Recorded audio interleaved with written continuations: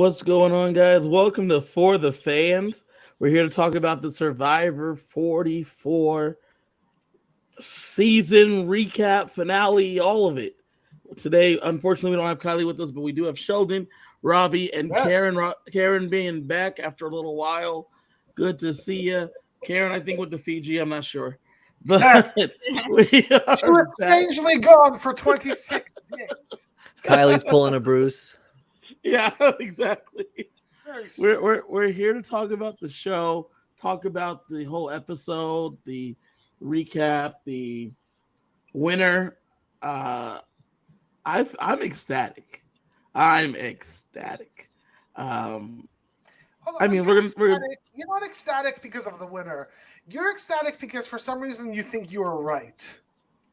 Yes, because I was Man, right. we're not even seconds in here, and we can. I don't know. It's up to you guys what you want the format to be. We'll jump wherever. Listen. There's no reason, especially with us going to be talking about the episode and the season as a whole. We might as well just jump around. So, I mean, for those that didn't know, I would hope you're not watching this. Yeah, don't watch the episode if you don't know. Yeah, very odd order. Spoiler alert! Right? The right winner, Carolyn won. Jam Jam is the winner of Survivor 44. Heidi came in second with a vote from Danny as expected. And coming in third is Carolyn. 0 vote finalists. Why are you so happy about that? I will tell you exactly why I'm happy about this. Is because I said from the moment we came on here with me, Robbie, Karen, and Kylie after the first episode, I said she can't win this game. There's no way she's going to win this game. Why? And as everyone, Robbie, Karen, Kylie said, I don't know, man. It could be possible. As the season rolled, my confidence that she would not win grew because I'm watching it as the players are interacting with her. And me and Kylie got into a very heated argument because I was saying, she's saying based on what we're seeing, she's going to win the game. And I said, no, based on what we're seeing. No. In episodes, Sheldon, she did. She said Jam is going to win. No. Carolyn has a bigger chance of winning. Sheldon, you haven't been here every day. Sheldon, you haven't been here every week. And as the episodes roll, I was saying my biggest thing was that it's not happening based on what I'm seeing. Kylie's telling me that it is happening based on what we're seeing, and I felt like it was like a game of sleight of hand, right? Like it was a So explain though. Elaborate a little bit here quickly on how is it something about her gameplay or something about the edit or a combination of both that were giving for me you the what I was confidence seeing that you have. Leading into this episode. Yeah, so what it was for me, it was the way the players interacted with Carolyn each episode. It wasn't the edit in terms of the content they were giving me, but like watching Brandon and Danny bro out, we were talking about how that was a mistake by them. They didn't care that Carolyn was there. Yeah. They didn't respect that she was there. Watching them discuss voting out someone and telling Carolyn to her face and it was a known ally of Carolyn, they didn't have any concept of what her feelings were because they didn't care what they were. Well, I think it comes down to a lot of what you just said only works if her final tribal is poor. And I feel like her final tribal was poor. I feel there's a chance that I feel like she could have weaponized a lot of that. And I think she had the strongest final. There's a part of she got 0 votes, Sheldon. You can't have the strongest tribal council and not even get. Did we watch the same final tribal, Sheldon? I think she had the reason why I think she had the strongest final tribal wasn't because I thought she was a star. I think Heidi and Jam kind of crapped it. Like specifically Heidi. I was watching Heidi and I think she lost the game. We were watching her in the game. Every word that she said, every comparison that she said that between her and Heidi and Jam wasn't a +1 in her side. It was a -1 on her side. I think she lost the game there. I think we should fly through the format of the episode and then we can get here because this debate will go on forever. Yeah, we should I guess come back to final tribal. I want to say this off the top, and I'm gonna delve into it. I think we, as a viewing audience, and like especially as people that like talk about the show and cover it, I think we put way more stock in final tribal councils. I agree with that. The players do. I agree. While they're out there on the island. I think a final tribal council only makes sense if truly none of them knew who they were voting for. Correct. I think any of the. So my personal belief is if it would have been all three Tika 3, I think it would have been Carson, Jam, Carolyn. Mm-hmm. I honestly believe Carolyn could have won this game if she was sitting with the other ladies. I think if she would have cut the boys, she could have won that game. Well, let's get into that because so we are on the beach. They got to go to the new beach, right? Jumping right into the episode. They got to go to the new beach. They brought all the stuff at the last episode, which I thought was great idea, genius. You know it's coming. Bring everything. So they brought everything. Went to and then as we talked, me and CJ and Robbie talked about last week. Give it to Lauren because you know she's not going home. So have her bring everything. Don't let anyone else have anything because you don't know who's going. They go to the new beach. We're now at the final 5. We knew that if Lauren didn't win this immunity, she was probably going home, right? I mean, it had nothing to do with anything but how they edited the show. Yeah. And as I talked about a couple weeks ago, I feel like that's one of the biggest mistakes that Survivor does is because you know that there's going to be a final episode. I want to believe that all people that are in that 5 could win the game. You knew the final 4 based on the edit, right? Like you knew Lauren wasn't going to make it to the end just because of the fact that they put 0 value in her edit the entire season. Like there's some episodes where you didn't really see her at all. I mean, unless she was going to go to fire making and lose, but then again, I feel like you'd give her more. Except that we're sort of pretending as though the edit happens as a strategic move as opposed to a reaction to what's actually happening on the island. I think yesterday's episode was Lauren's best episode because we actually saw who Lauren's personality. Yeah, but Sheldon, you always get the farewell episode. Like if a player is showing respect, not always. If a player is showing, well, listen, if a player is showing respect to production, you can tell because they get their fair. They always, every time somebody goes, that's the episode. Even if it's a medevac in the first episode, suddenly we get their story right off the bat. It's very rare that a rando goes at tribal and you're just like, but none of us know that. Right. The only people that know that are the people that were on that island. I still don't know what Lauren did in this game. I got no clue. And that first and foremost, she obviously did a lot. And you're right, and Kevin, you're right. By the way, she might have been a freaking star. She really was a star. She was a star, and that's where the mistake is, right? Is that there's so Lauren goes at 5, right? And there's a whole challenge. We're going to talk about the challenge. We're going to back it up, but I want to go because this is something that I wanted to talk about, and I talked about it before. Lauren is very obviously very funny, and she's obviously very charming. And I say these things are obvious because when she makes jokes, everyone laughs, and it's not a surprise. When she makes a comment, when she's talking, people are intently listening to her, both on the island and at tribal, right? So she obviously has been saying things that have made sense to people based on, once again, their body language and the way that they're interacting with her. Now, Sheldon, you're correct. You don't know what she's done because the editors decided that it was unimportant to show us. Or it was unimportant, and she didn't do anything.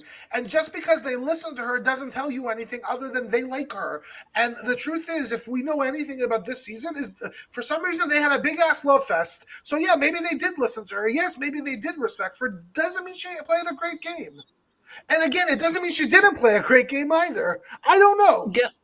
Going into this episode, I didn't understand how Lauren was a threat. So I was thinking, why would they vote out Lauren at 5? Because there's no way she's winning this game.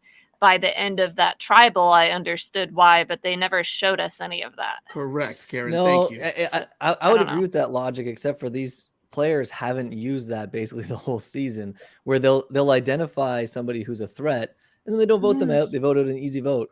And it was like episode after episode. So, it was whoever's the most like. Look at this. Jamie Lynn should never have been voted out. There's no reason why Jamie should have been voted out, like ever.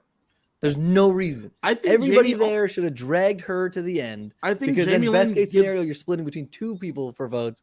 So if Jamie Lynn can go out at 6, then Lauren goes out at 5. No, I don't think that means Lauren's a threat and we didn't see it. I just think that Carson blatantly says Lauren is the biggest threat out here. Well, what else is Carson going to say?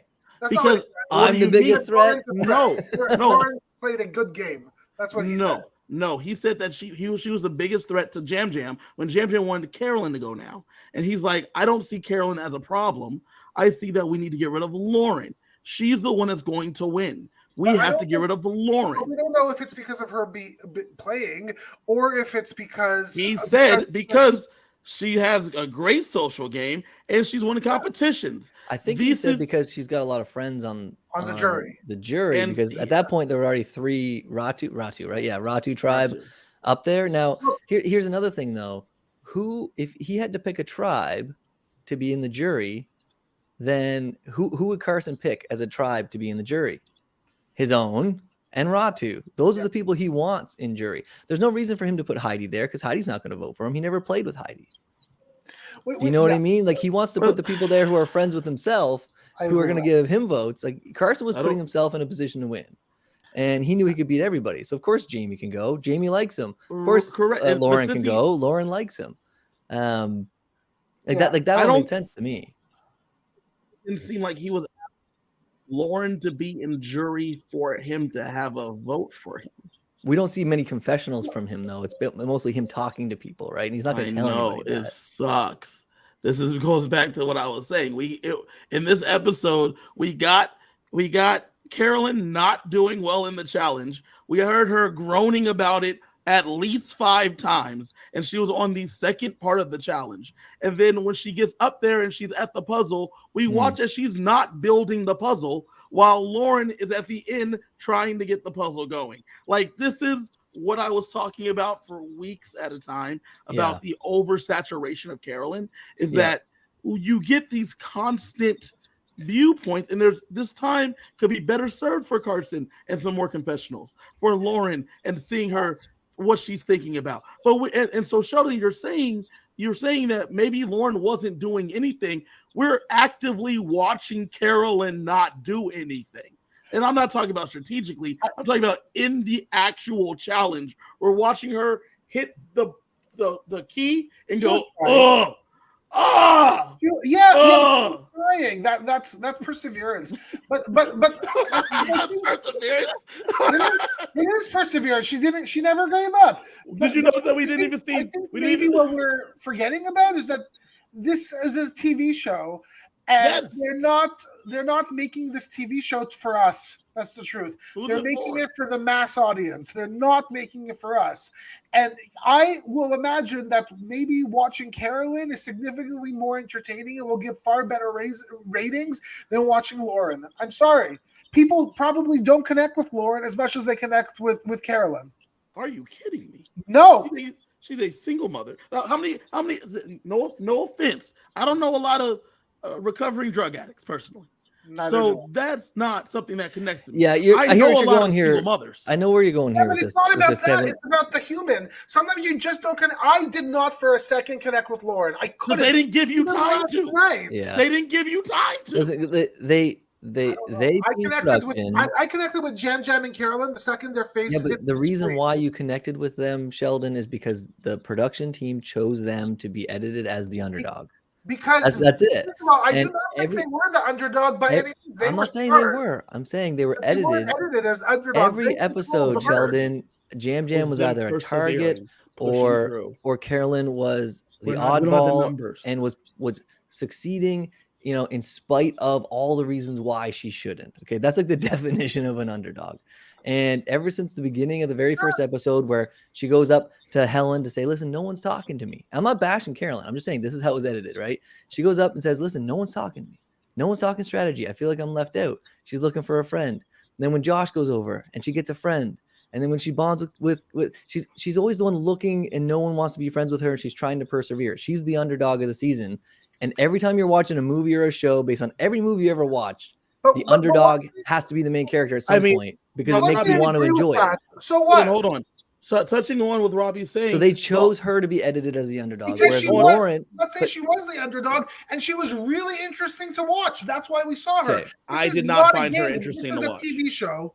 As a TV watcher, I did not find her interesting to watch, especially as later it went on and the more I got of her, it was just a lot of annoyance. And I was annoyed. The same way with Lauren until last night. How you didn't see her? She wasn't on the show. I was like how? It wasn't an annoying. This is what Sheldon said. Sheldon said the 2 minutes Lauren's on screen. Why are those not Carolyn minutes? Yes. Why is Carolyn not getting these extra 2 minutes? It wasn't that they're not Carolyn minutes. It's just that I wasn't getting anything. I wasn't getting anything from her from a game perspective.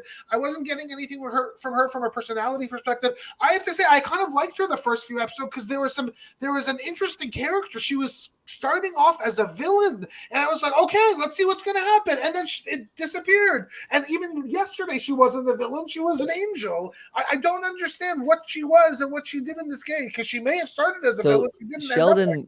Sheldon is all of the Carolyn fans personified right now, screaming at the internet, literally screaming at the internet because she somehow, even though the whole season was edited for Carolyn, somehow she didn't get enough love. Because she didn't get the win. She didn't get the win.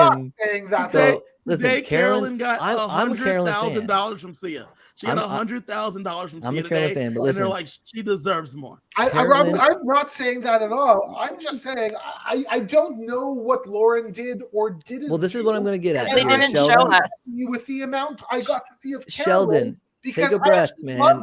Take a breath. All right, you gotta simmer down. Take a breath. And I will not simmer down because that's my lady. Screaming doesn't make you any more right. Listen, Carolyn found the key to get into the cage. Beautiful episode. All right. Carolyn gets belittled by individuals on her tribe early in the season, overcomes that, strategizes and gets a blindside. Another beautiful episode. All right. Carolyn plays her idol. Great episode. Okay. Those are legitimate reasons to have a lot of footage. Okay. Smelling burps, using crab fingers, smelling beards. The amount of those moments that Carolyn got instead of a simple conversation. I disagree with Kevin wholeheartedly. I don't think Lauren was anything more than a disappointment in the season. Okay. But I don't agree that Carolyn should have gotten nearly as much screen time as she did. I want to see why Lauren was a disappointment or prove me wrong by showing me. You know what I mean? Like, I don't want us to have Kevin sitting here saying like the 2 minutes that I saw proves that she was probably doing something in the background and she didn't get the screen time unfairly. And I'm saying I didn't see anything worth watching. So because we didn't see any content on her, we can't even debate whether or not she was a good player. Okay. Like that's the problem. I think we should get a little bit more content on someone, except for their farewell episode, which as much as you guys disagree with me, I've been noticing it for seasons on seasons now. When someone is about to go, they give them a shitload of screen time. Touching on what you're saying though, like we have her in the final 5. She's in this finale episode. Yeah. Why? And the same thing happened Holly in 41. If these people are going to be in your last episode, they're going to make it all the way. You're editing the show. Yeah. Why am I not give me less Brandon? I don't need to see hardly any of Brandon. Yeah. Right? I don't need to see hardly any of Danny because they go home way earlier. These 5 people are going to be in the end. I want the intrigue of like, this person had a good reason that they could have won, or it could be this person, or it could, I know the 5 that are going to be like you as Survivor know the 5 that are going to be there. Well, you don't just know the 5. Boring and don't make good TV. It's a TV show. You don't just know the 5, Kevin, but you know that in that last episode, you're going to dedicate a half hour to this one person. Correct. Make it hit. Make it hit. I'm watching TV. Searching for the idols, the tribal council speech, which honestly, I'm happy they showed that in the episode because they easily could have edited that out, right?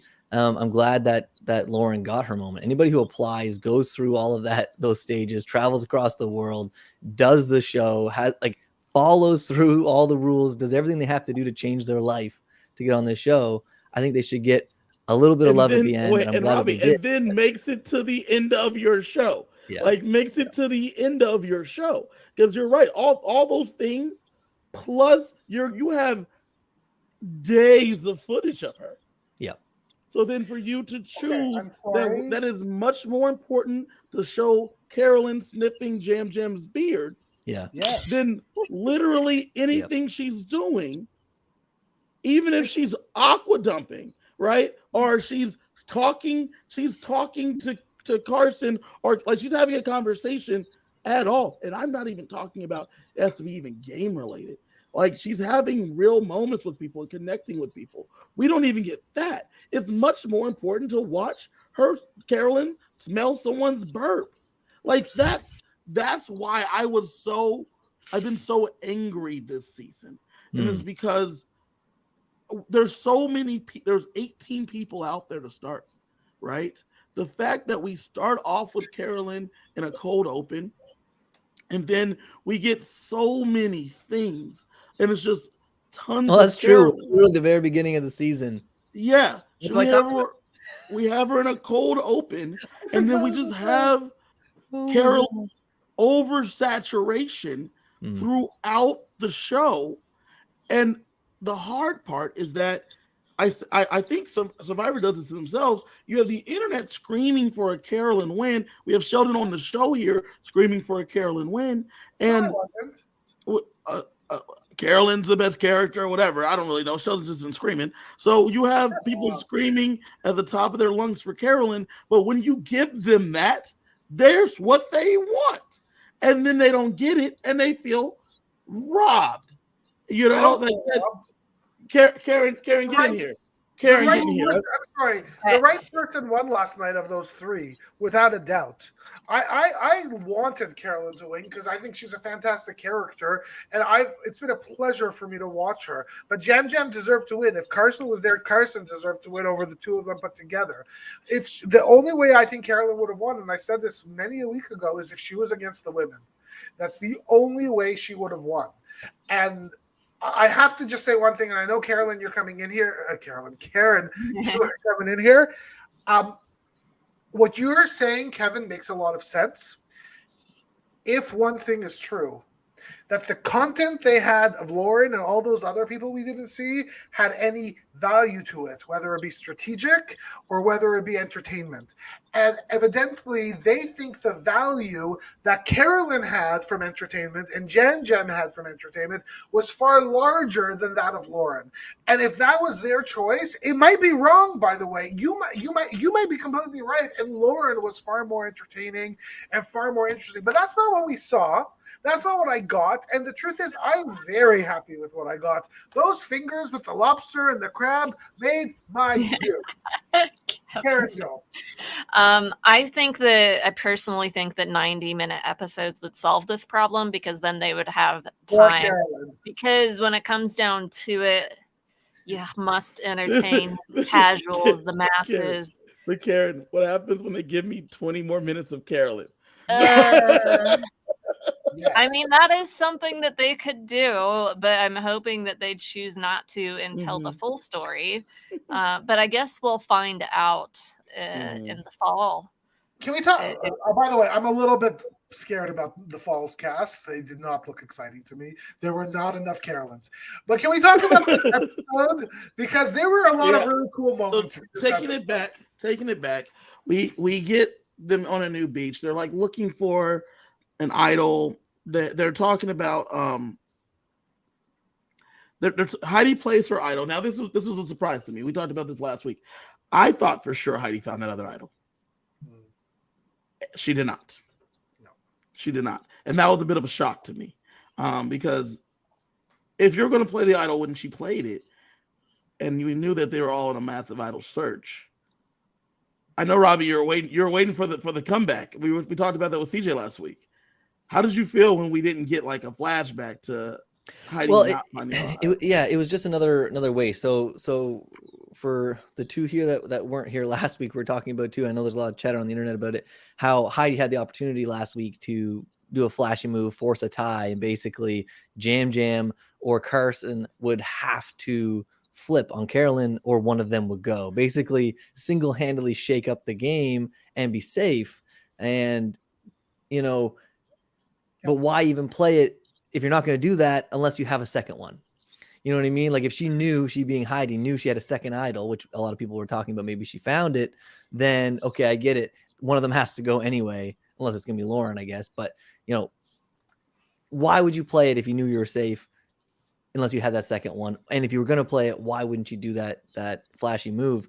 So when we saw in this episode another tribal go by and Heidi not play another idol, I'm thinking, well, not only did she lose out on the opportunity to shake up, the Tika 3, but she also just voted out another person she could have beat in the finale with Lauren. And I know we're kind of, again, jumping around here, but Heidi, I think, played an underrated game in a lot of ways. Again, not a lot of content, not a lot of screen time, but very resolute, very intentional, and made moves when she had to make moves, lied when she had to lie, and had people believing her lies, primarily Danny with that vote and whatnot. Yeah. And I think played a very, very strong game. Now, the edit, we didn't see a lot of Heidi, but right from the first episode where she fights for the machete, she starts the fire. She makes the fire. Doesn't wait for the men, as other people were saying to do. She goes, screw that, I'm going to get in there and make the fire. I thought that was going to be the shakeup, and I thought I screwed up the draft after episode 1 by not picking Heidi and leaving that for Sheldon, I suppose. But listen, I was like, man, Heidi had it within her grasp to keep Jamie and to keep Lauren. And if that was the case, if she could somehow bring them to the end, especially if she was going to do what she did and go, all out fire making and whatnot, she had a huge chance to run away with the season if she would have attacked it even more. But we're seeing a lot less of that in these seasons. It's all about, I need to get to the end, and then I have a 1 in 3 chance to win, which is just not the reality of it, based on, you don't know what people at Ponderosa are talking about. Right? Like, you need to fight for that win. And I think we're seeing season after season, people like Gabler or in my opinion, Jam in this season, not as strong. I don't believe is as strong as a win to almost be unanimous, where you watch the season and go, yeah, 100% unanimous, no brainer, should be him. When, yeah, you're right. Carolyn should have got a few. I wouldn't be surprised if Carolyn would have got a couple votes, and I wouldn't be surprised if Heidi got more than the one pity vote that she got. So I don't know, it was a pity vote. I don't think it was a pity vote. It was from Danny. I think it was a real.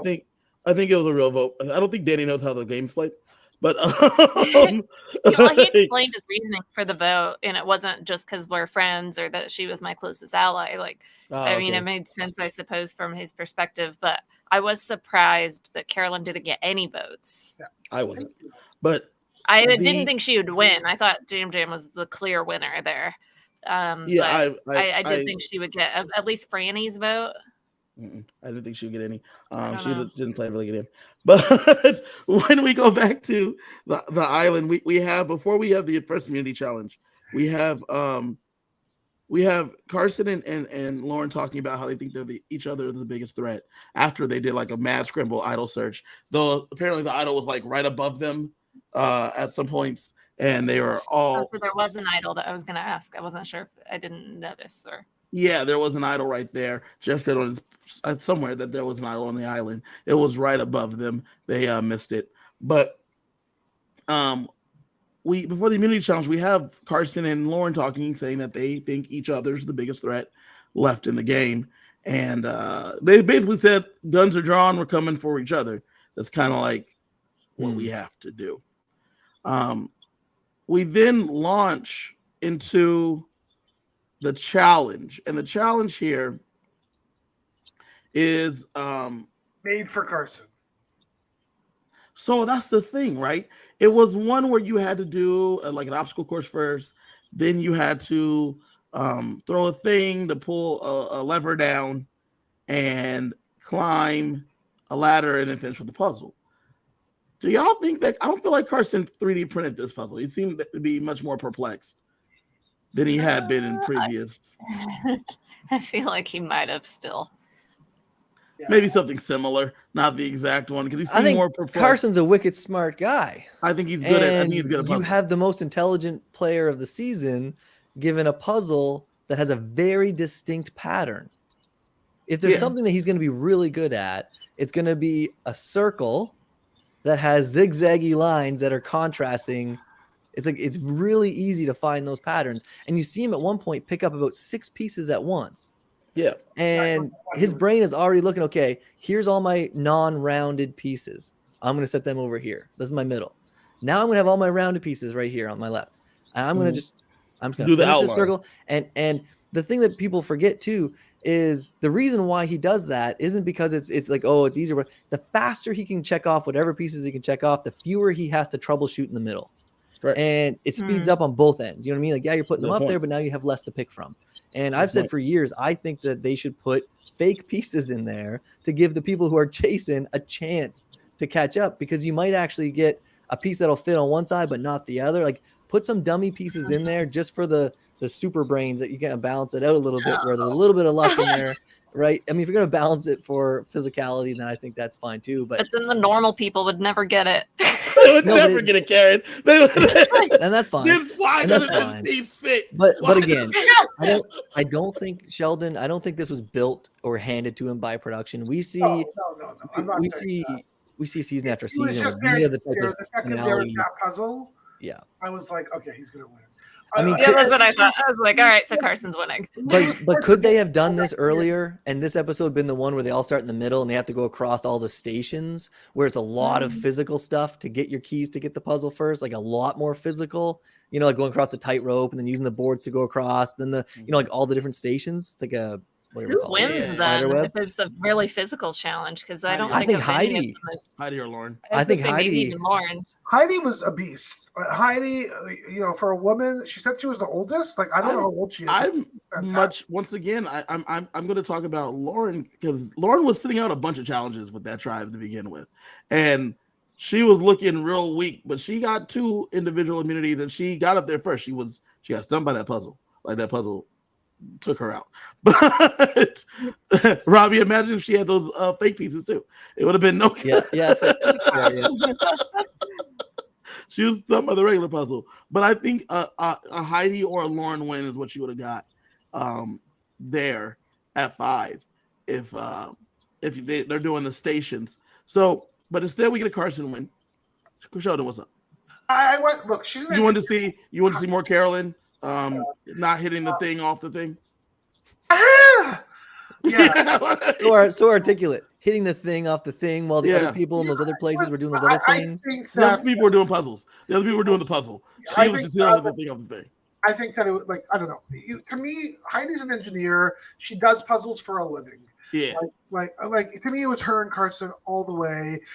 I going in, I thought, okay, she might have a little edge physically, but he probably printed this 16 times over with 17 different variations. He's probably going to win it, and he won. And good for him. He deserved it. And I think he needed it too. I think he did too. I think even if he didn't 3D print the puzzles, just the fact that he has 3D printed puzzles and does puzzles a lot, that's automatically going to make you better at puzzles. Like just in general, it doesn't matter what the puzzle is. I agree. And so along with the immunity win, he also wins reward, and he gets to bring somebody with him, and he chooses to bring Jam Jam with him so they can strategize. And this is another example of what I was talking about earlier, as I was saying that I never thought Carolyn had a shot, because I always felt like Carson and Jam Jam bounced ideas off each other and then reported to Carolyn what they've decided is going to happen. And I felt like that's how it went all season long. And here is another time where he gets to pick one person, and he picks Jam Jam because he's going to go to convince him and to talk to him about the things that he plans on talking to him about, which was getting rid of Lauren. And they go off and they go to the sanctuary where they have a huge pasta meal, a nice little date where they just talk about the game. And they're eating. So can I just say one thing really quickly? I don't think that was the rationale for Carson. I actually think Carson's rationale was he wanted to go to the end with Carolyn because he thought that he definitely could beat her, and he owes her and he loves her because they are family. And I think that if any of the 3 of them would have flipped, it was Jam Jam. So I think he needed to have Jam Jam by him to ensure there was no opportunity for Jam Jam to get any ideas. I was thinking, okay, along those lines, but I think you're halfway there, in my opinion. I feel like 50%. I feel like if if I was Carson in that situation, I would think, who's my biggest competition to win in the end, other than me? And I would say Jam Jam, because of all the love that he was getting if I was in that island. So what's the one way that you can have that problem solved for you without any blood on your hands? Well, you put the 3 people that you did on an island together for the afternoon, the most emotional member of your trio, and she doesn't have to go against you. She can just get twisted to go against Jam Jam, and you might not even have to do anything, and he might get taken care of for you. And if he does, you get a jury vote from him because you were that nice to him at the end. Like, I feel like you're buttering up Jam Jam, you're setting him up to go. There goes your competition, and you get a jury vote.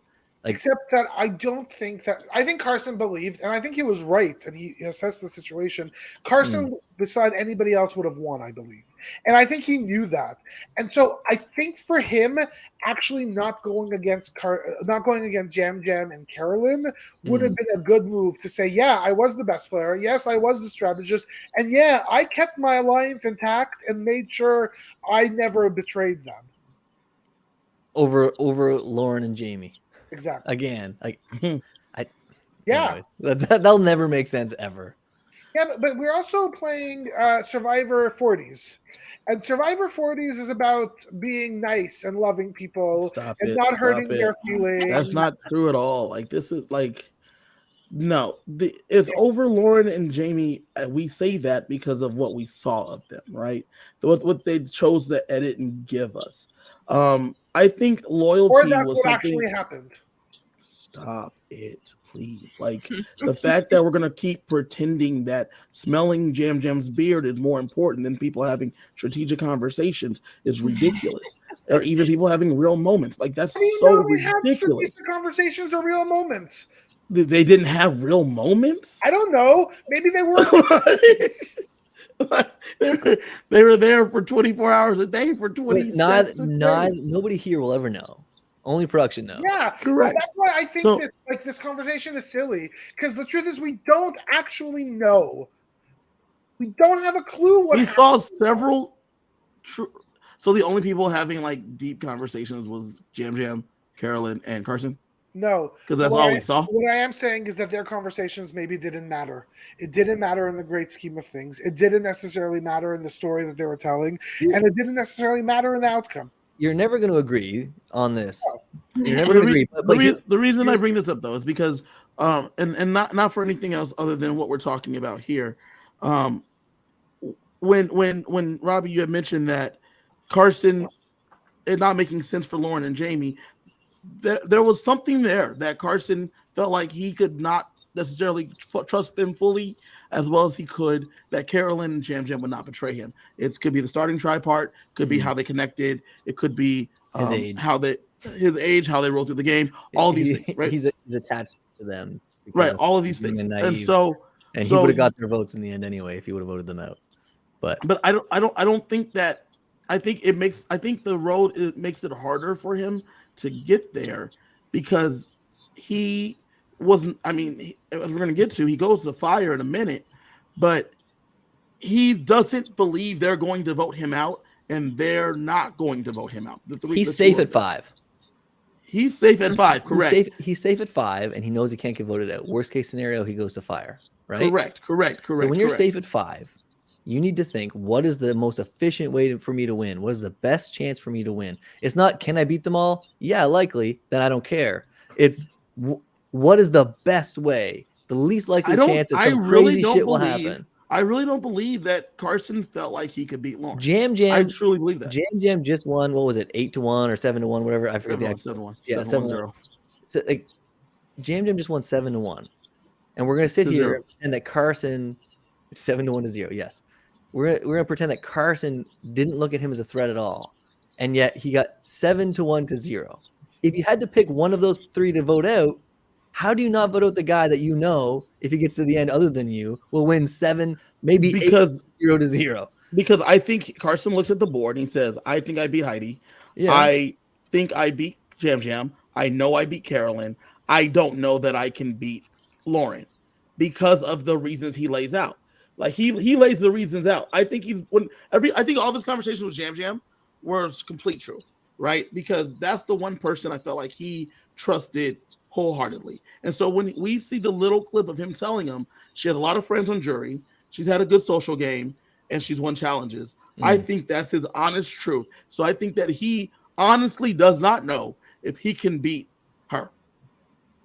I think he does believe he could beat the others. Karen, get in there. I think Carson beats anybody, but if he's concerned about Lauren and maybe there's stuff we're not seeing, so I'm trusting him at this point based on how good he's been the whole game. Mm-hmm. But I think he beats Jam Jam. Yeah, but my sense wasn't the fear of not being able to beat Lauren. Look, we don't beat Lauren. I think he wins no matter what. Yeah, I agree that. I agree with that. But it's about what he thinks is his position. And the truth is, you're in that game. You don't really know. No, you don't really know. You think you know. You don't really know. But to me, it was actually more of a, how do we make sure Carolyn is there with me? I think it was him stepping up for Mama more than it was for him being afraid of Lauren. I think that entire conversation was, we need to keep Carolyn at home. See, and that was weird to me. Sorry to cut you off real fast, Karen.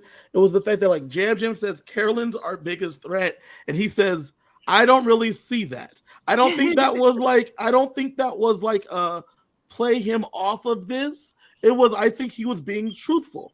I don't really see her as a big threat to us. Yes.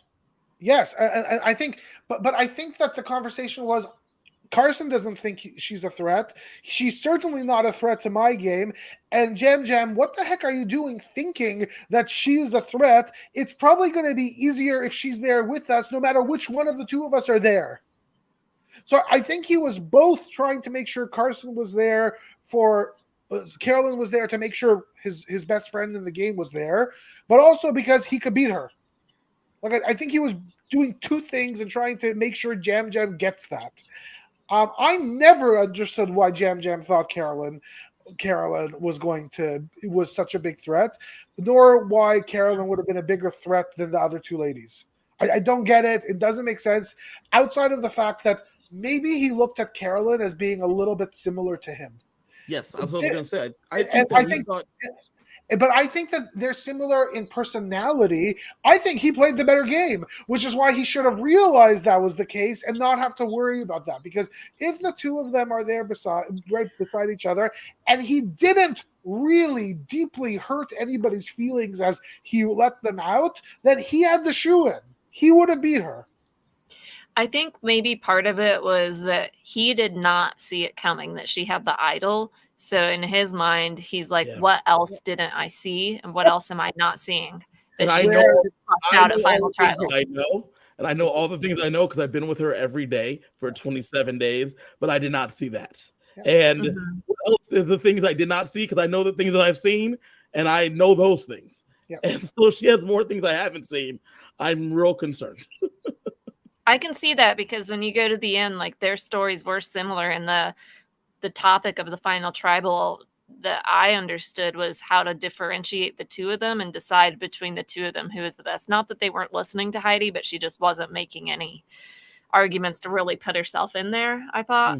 But we can get to that more. She came from a different part of it. So back at camp though, Lauren is feeling like it's pretty much her, but Carolyn and Heidi are there having conversations with her, and they're talking about other options, right? For it to not be her.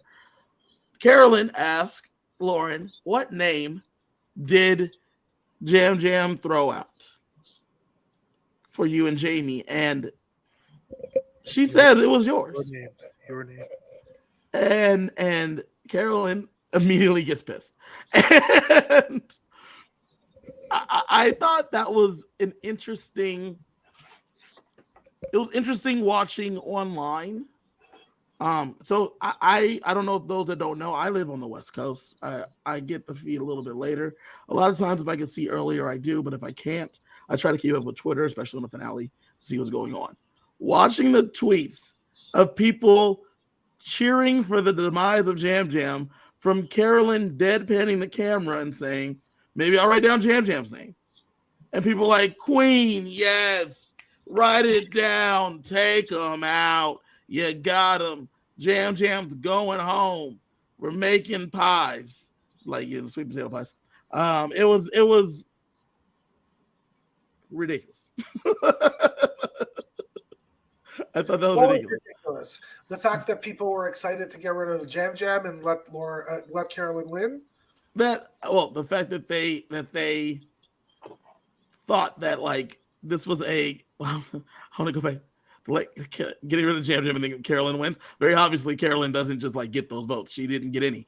But it was the fact that people were rooting, like the thought that this was going to really turn the tide. I didn't think Jam Jam was in trouble at all, personally.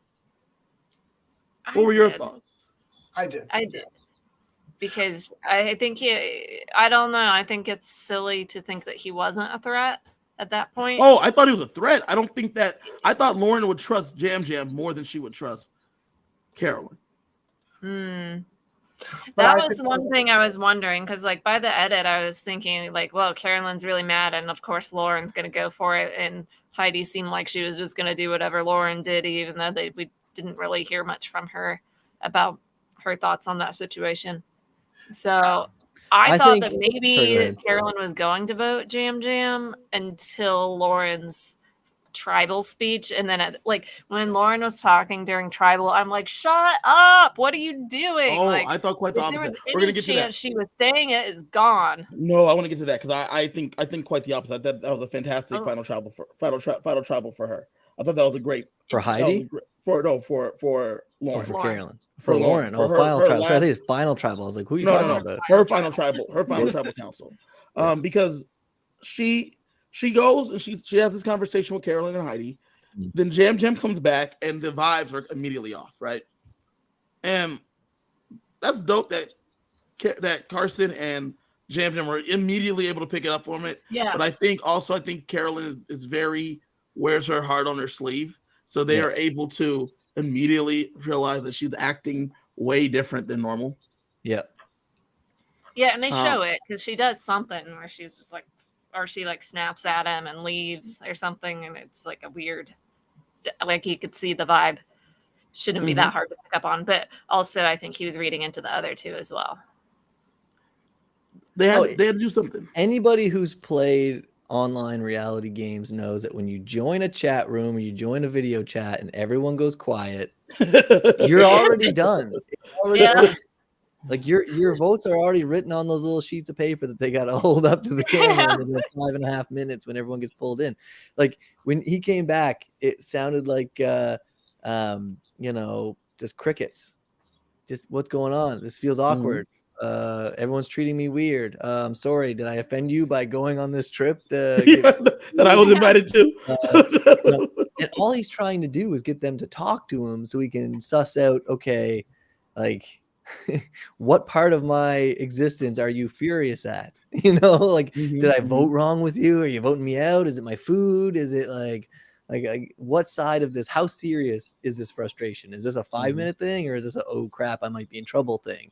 And they're not giving him anything. And he sits with Carolyn, like you said, and Carolyn basically just gives him nothing. And he's like, oh no. Well, she does more than give him nothing, Robbie. She is throwing pot shots at him. Yeah. Taking pot shots at him with as the two of them along with Carson laid out. But you know what? Is there a third person there behind the camera? Not the producer, but is there another castaway there? And this is Carolyn. This is Carolyn and Jam Jam doing their let's argue on purpose this whole season so no one sees us coming thing. Is this Carolyn trying to put on a show? Did they just spend an hour sitting over there talk? You know what I mean? Like they were real tight.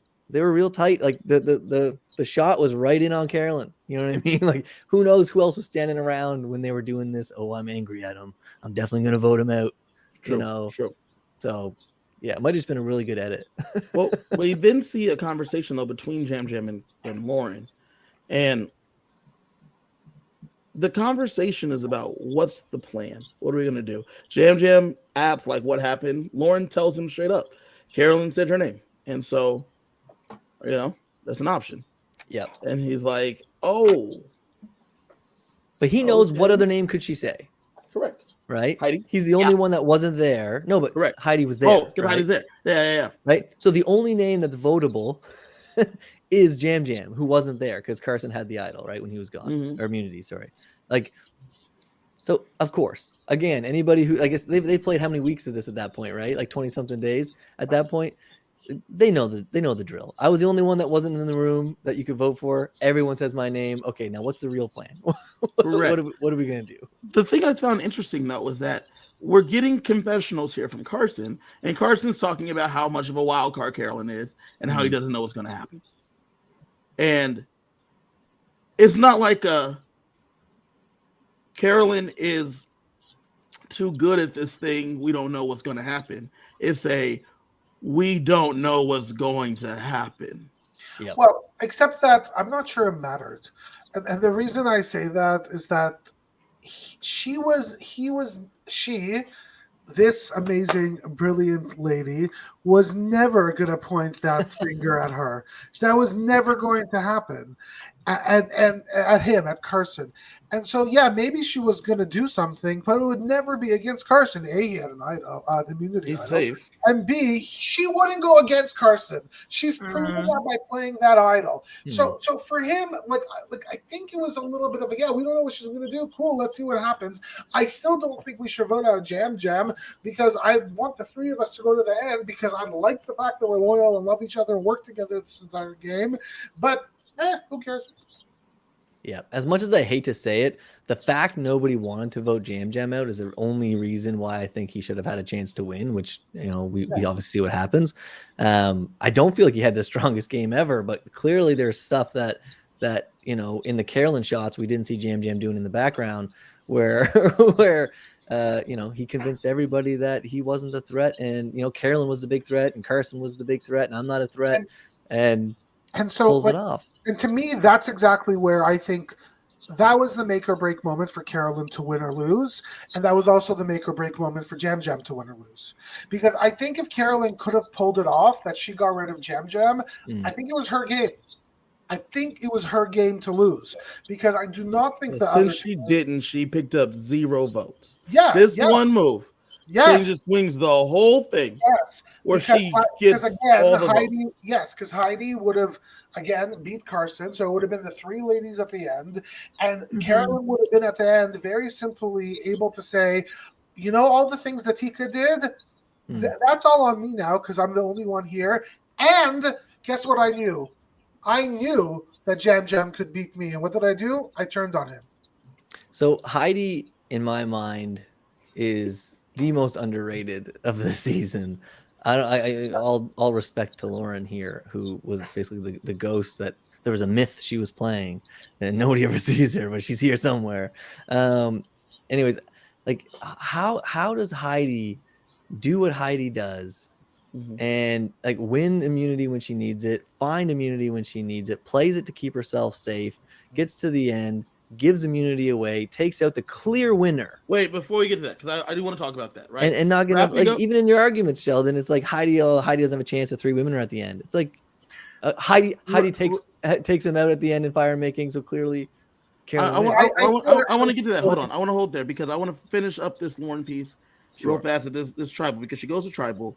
Kylie in the comments is saying that she thought it was a bad move. Karen, you thought it was a bad move. That the way that she went into the tribal. Lauren knew that she did not have the most to say. That wasn't a secret. There was not something here that was going to change. She never believed that she had the most to say. Can you just give respect to production, though? Again, I'm not brown nose into production here so much tonight, but like the fact that they showed the moment where Lauren says, "I'm pretty sure I'm going home tonight." Yeah. I think there must be a rule that says I know for a fact I'm going home. So she has to say, like, I'm pretty confident that I'm going home. Pretty positive, Jeff. Because that little olive branch that production does for Lauren is a huge sign of respect, because they could have edited that whole thing to be like, we'll see who goes home. I don't know. Yeah, and then Carolyn would be like, yeah, we're voting together. What are you, crazy and all stuff. And then all of a sudden, she gets blindsided. But they gave her the respect to say, listen, here, show the world you knew it was coming. You read the tea leaves. You're not getting blindsided by anybody. And whether or not someone just came up and told her before tribal, like, hey, just so you don't embarrass yourself, you're going home. I think she knew all that there was never a doubt. She knew that they were playing her, and she I don't know. Jamie just went home. She said it. Jamie just went home. Right, but Carolyn was mad at Jam Jam. So, but I don't know. I guess maybe if she could tell Heidi wasn't with her. The fact that Jam Jam didn't have to vote for Lauren. Yeah. The fact Jam Jam didn't have to vote for Lauren shows exactly where Jam Jam knew the votes were going. Right? Like he knew that he had control on that point, or at least he was aware of what was going on. And he made sure that when that one vote came to him, if it did, then the tie, if an idol got played, he was safe because it'd be a tiebreaker because that one vote on Heidi. So, and she said in our confessional, I feel like they fight like siblings. Mm-hmm. Like that. I know I can be mad as hell at my sister, but she's still my sister. You know what I'm saying? And so I think that she recognized that piece between them, which is why she knew that going into that her final tribal, she didn't have a shot in hell. Yeah. Which is why I thought it was dope for her to then say, like, I didn't talk to anybody. And then the two of them be like, no, we talked. We came up with stuff. And then that when it goes, can you throw a mic up here? You did you? You came up with stuff. What stuff could it have been? Like, what's going on here now? Yeah, we're seeing in the comments here, though, too. Mike brings up a really good point, because I said this about Ricard a few seasons ago, where Ricard did the exact same thing, and I kind of ripped into it. How do you not make that one last-ditch effort? Do you know what I mean? They're exhausted. They've been out there for weeks, whatever. I agree. Maybe I agree. I remember I hated it because Ricard played such a strong game, and then he walks into this finale or whatever. It was a 5. I think it was 5 for Ricard too. I can't remember if it was 5 or 6. But anyways, he walks in and he's like, I know I'm going home. I'm one of the greatest players ever. This is great. I've won everything. I'm a champ, but I'm screwed. Like, you're still in the game right now. Let me tell you what he's still in the game. Why I feel like she just threw in the towel and was like, it's threw in the towel. And the fact that nobody else found it, okay? They might have believed her. This is the hard part, and this is the part that I don't like. And it has nothing to do with Lauren in particular, but remember earlier this season when Josh is trying to fake an idol, and Jam Jam and Carolyn are able to suss it out immediately because all of the idols were done by production. Yeah. So all of them looked very real. Even I was hoping that she had like made something and brought it and be like, listen, I know that it's me, but I know it's not me. And then like pull out a thing out of her bag and said, so it's going to be up to y'all to see what happens tonight. And then just sit there with it because if it looked just real enough, because the bees weren't going to work again, right? The bees weren't going to work. The word bees didn't work the first time. Imagine the edit, Kevin, if she says, I've got it and I'm going to play it. I'm not going anywhere. And, thank God I searched longer and harder than everybody else because I found it. Everybody else there would have looked at each other and said, like, you need to swear right now. Did anybody else find this idol? And they all would have been like, I swear I don't have it. Then it would have been Heidi's gone. Do you know what I mean? And maybe that would have happened, right? But Mike's right again, just like Ricard. Yeah. So proud of their experience. And just exhausted. Don't forget, just exhausted, starving, tired, to death, hungry, exhausted, and so you proud. Thought through everything, and Mike says here, she was proud, and she broke down because she couldn't hide what she was doing. It's hard to hide those feelings because she was overwhelmed by them. She was very proud for her kids. She was very proud of what she had done. She had gotten as far as she could go because she just didn't have the numbers. The numbers just weren't there, and Heidi was locked in with them, so the numbers just weren't there to make something happen. So she was overwhelmed. There was no last play in her. She was there, just wanted to, and like you said, Robbie, shout out to production for letting her get her message out, and her story out. Imagine if she even would have said, "I'm throwing my vote on Heidi," because who probably would have kept their vote on Heidi is Jam Jam. Said, I'm not going home. Like, do you know what I mean? Like, I'm throwing my vote on Heidi, and that wouldn't be the best person for her to vote out, but it would have been the most likely to get one of the other three. Correct, to get them to flip, yeah. And so, alas, Lauren goes home. I feel like I've talked more about Lauren than Survivor has, so I do appreciate that. And anybody else in the world. That's definitely not true because she has her supporters, and she was doing stuff, like I said, all along in the background. There was definitely stuff happening based on the fact that as we watched, we heard Carson talking about how dangerous she is. We see the jokes. We see even Jeff. Jeff has like an admiration for her as he's talking to her. There's things that were happening. We did not see any of it. But Jeff has an admiration for anybody that looks like, oh, they started in one place, didn't think they could do well, and then they did. Like that's what Jeff loves, like that Carolyn. Story. That's what, Jeff. That's why Jeff like Carolyn, and we all love Carolyn. We don't all love Carolyn, though. We just talked about it. But then going on to the next part, she's gone. Lauren's gone. So now we're at the final four, and we all know it's coming down to fire, right? I mean, that's just how this works here at 4. Before that, though, we get Cinemotion, right? There's no more gimmicks. There's no more games. No more idols. It's like, win this challenge. You decide who's going to fire. Point blank. Period. Okay. I felt bothered that this was the same challenge again, because I feel like now people are going to be ordering these in their backyards. 3 times 5 seasons. And this is something that I think if you practice, you can get good at. Like, so practice. Do you want to win Survivor? Learn how to swim. Do you want to win Survivor? Learn how to make fire. You want to learn how to win Survivor? Prepare. Watch the show. Be a super fan. It rewards super fans. I feel like Jeff's in the previews or in the commercial standing next to the challenge, like, look at this challenge. He's basically telling people to go buy this and do it in their backyard. So Karen, do you care more about the challenges than like the social aspect of the game? I don't care at all about the challenges. So then why can't they just all be the same? Because I don't like the idea of people being able to prepare too much for them ahead of time. Like, if you have 50, 60 challenges that vary, like, you can't practice all of them and be good at them if you have any sort of life at all. But if you know that Samotion is one, you know these same puzzles are popping up, you can practice those. But Jonathan came in stacked. He's been preparing for Survivor his entire life. Why, if he's jacked, he's ready to go, why, he's able to do that, why can't I practice Cinemotion and be ready to go as well? Well, and I think we're kind of blowing the practice thing out of proportion on the Cinemotion. Like, it's about focus. Yeah, there's timing with when you put the balls in. I get that. But usually we don't even make it to 4. Like, usually don't even make it to 4. It is just somebody, like, if I was going to if I want to play devil's advocate and be on Karen's side on this one, like against myself here, I would be more upset about the fact that it's a right-handed challenge. It's like, well, what about the people who are left-handed? Do you know what I mean? You don't get to choose? Everybody there was right. No, but the way you put the ball in is on the left side. True. And if you play left-handed, you have to somehow move all the way to the other side to grab the right balls. Whereas when you play right-handed, you only have to reach to the right or right in front of you and put it right in front. Like, it seems like it's a right-handed challenge to me, pretty straightforward.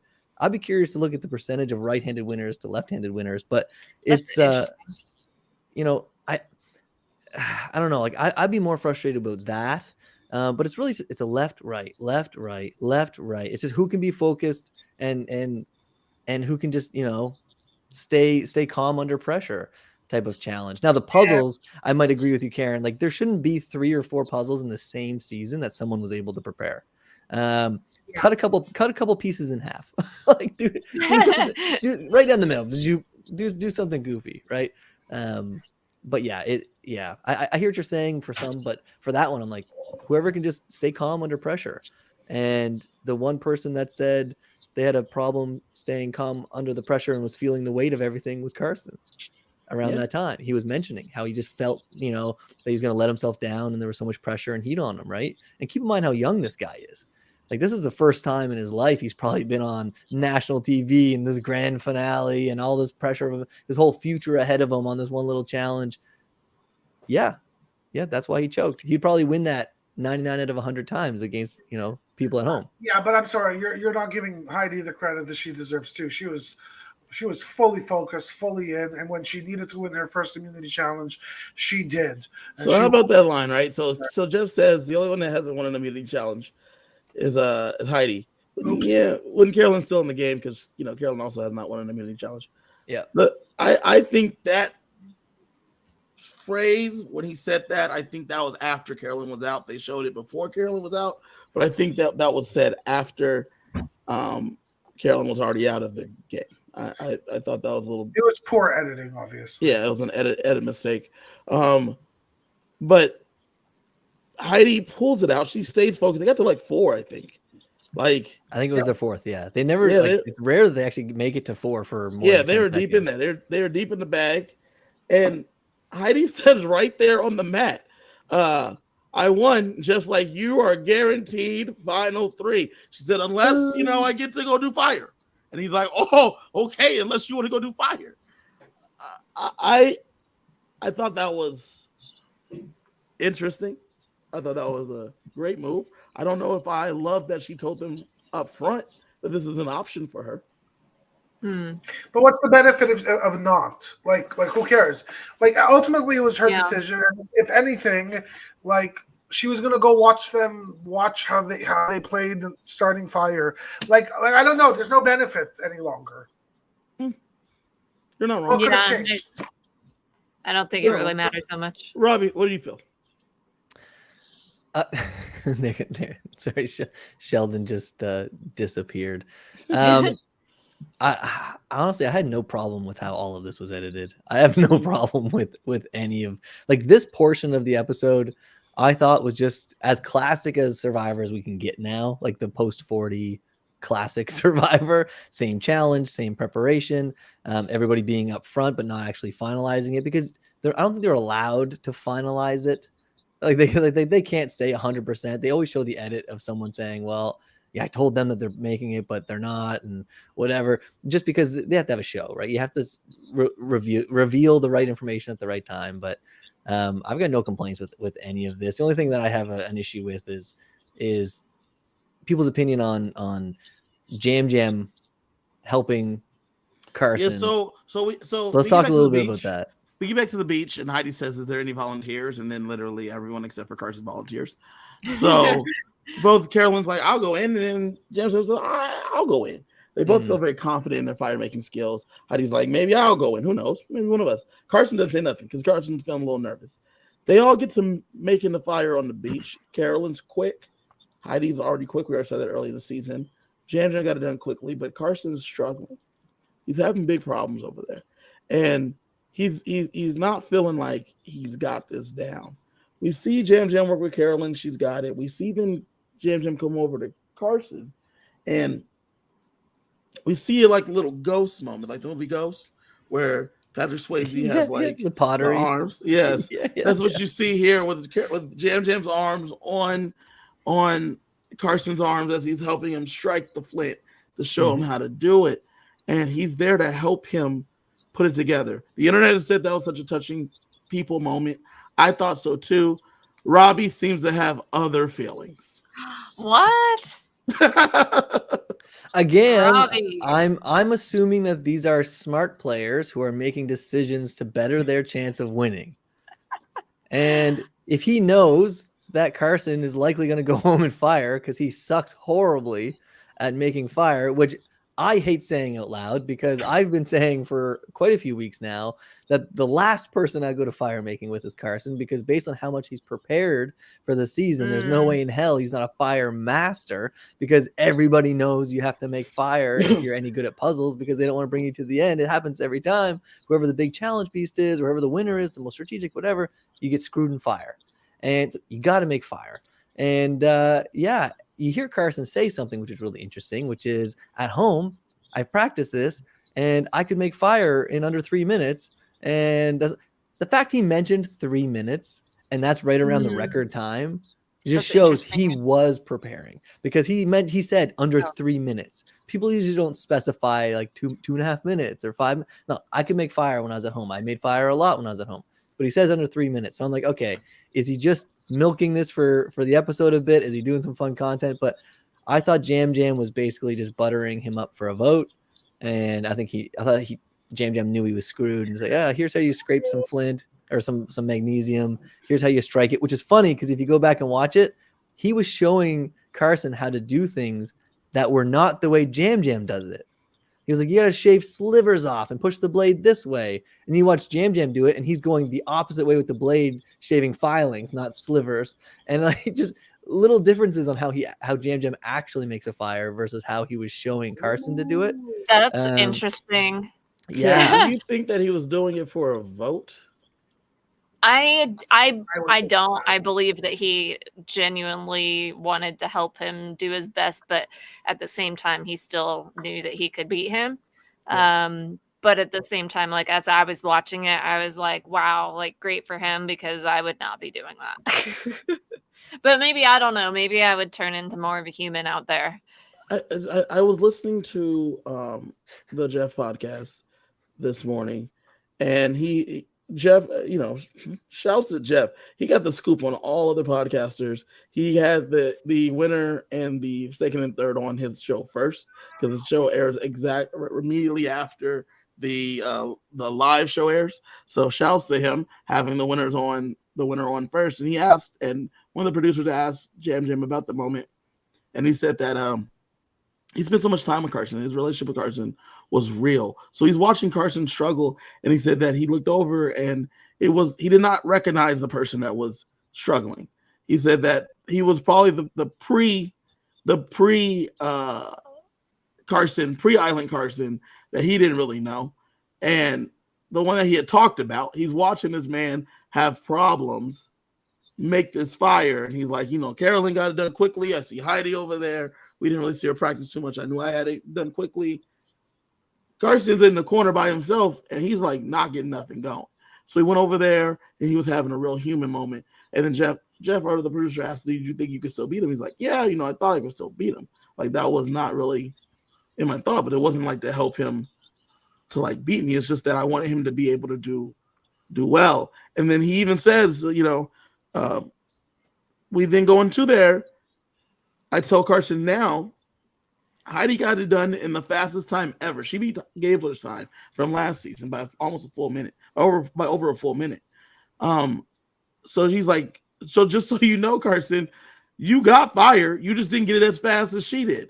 And also remember, Carson, she would have beaten anyone that's ever even won this thing of fire.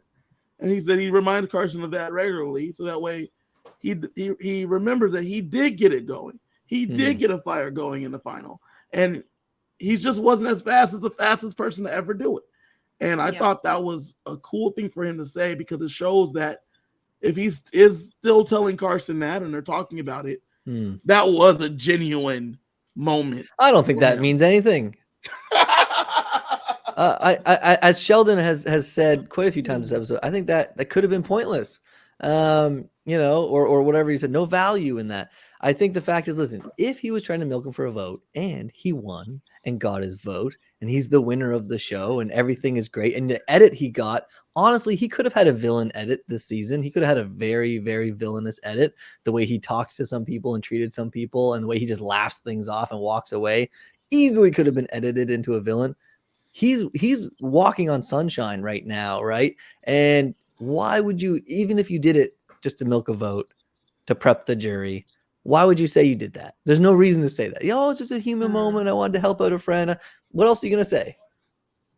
You're not gonna like gut the guy now. Like, yeah, he just lost. He was crying on national television. Got his ass kicked in fire. And they'd be like, yeah, no, I was milking him for his vote, and he gave it to me, and now I won $1 million. Like, you're the hero, instant villain. Like, no, you gotta stick with the narrative. Sheldon, were you more upset that Carolyn wasn't there to help them too, or like what were your thoughts? I was emotional every time Carolyn wasn't on the screen. What are your thoughts on the Jam and Carson part? It was a beautiful moment, and I don't think Jam went into it saying or thinking, "Oh my God, this is what's gonna make sure that he gives me a vote." But I don't think that would have been a really bad thing, because it's a nice thing to do. I think, look, I've said this before. The three of them became a family. I don't remember a time in Survivor where we've seen something like this before. I don't think any of them were ever really going to turn on anybody. You're drinking the Kool-Aid pretty heavy here, Sheldon. I love cherry Kool-Aid. Thank you. But yeah, I just think they were really a family, and he did it from the bottom of his heart. And would it have cost him the game? I don't know. That would have been a really interesting story to bring to the final tribal council and say, look what I did. I even helped this guy win. I don't know. Thanks, Woo. I think it would have been a really. I think it would have been a really compelling story. Listen, I love these people. Well, we get to the final 4 tribal council, and the decision comes down to who's doing fire, right? Heidi immediately says, I know that I'm taking Carolyn to the final 2 or final 3. She's not doing fire. I, once again, felt like this was more, like as I'm watching the episode, I feel like I'm getting more and more validation to what I was feeling for the whole season, right? About Carolyn. Correct, because she immediately says, I'm taking, Carolyn's going to be in the end. I don't think she thought Carolyn was any kind of a threat to her winning. So that was like, boom, she's fine. She's going to be there. I'm taking Carolyn there. The next thing she says is, Carson's going to be doing fire. Like, she doesn't say Jam safe. She says, Carson's doing fire. Yeah. So Carson's now, okay, I'm doing fire. Which, by the way, just a few minutes before that, Carson said if I was in Heidi's shoes, she should put me in for fire. He said that. Wait, oh, okay. But didn't he say that he told Heidi that? Because I was rewatching it and I was like, why would you tell Heidi that? Even though that's probably the end result anyway, but like, don't reinforce it. He reinforced it. It was straight. Yeah. and then Heidi says, I'm going to come down. I'm going to give up this immunity and I'm going to go do fire myself because it worked for Chris Underwood and it's worked for people. And if you don't do fire, if you don't put yourself on fire, people hold it against you. So basically I'm going to go in there and do it myself. She didn't say all that, but that's basically, I could feel like that's what she was thinking because that's what we've seen to this point. And Heidi goes in there. Jam's now in the final 3, locked in. Jeff asked him about that. Doesn't matter. Did you see how the people reacted though when Heidi came in with the necklace around her? Yeah, they were stoked. They were happy. They were stoked. Well, that's an underdog story. Like, come on, Carson should have won that. Like they were happy for her. So they come in. Fire gets done. The fastest fire in the history of the Survivor Final 4 Fire Challenge. 3 minutes and 2 seconds. Like, beast. And I love the fact that she knew how good she was in fire and said, I'm going to beat anybody. So me winning this thing doesn't matter because I'm happy to get and it makes more sense to me why she threw her lot in with them when she got rid of Danny, right? Because she's like, these guys have the numbers. I just have to get the fire, and I'm sitting at 3. That's all I got to do. I think that confidence was there. Go, Karen. I'm really glad Heidi had this episode because without this, she would just be a forgotten player that none of us would ever think about again. But like now she'll be remembered, and it was entertaining. It's almost like she got a farewell episode. Yeah, but I don't know. I'm glad she had her moment. And actually, so I've been unsure how I felt about the forced fire making at Final 4 for a while. But as it was coming up, I was like, you know what? Fire making is exciting. So I think I'm okay with it finally. I know Jeff forces things down our throats sometimes, but I think I finally accepted it. And it's fun because it's always, my heart is always like pounding at the fire making. So, and she just gets to work, and it's the fire's licking the rope, and it gets it cut. Carson couldn't even get his fire up there yet, but it was building. I mean, she did in 3 minutes, right? It's frustrating. She would have won against Carson. I'm not going to debate this, so don't misconstrue what I'm about to say.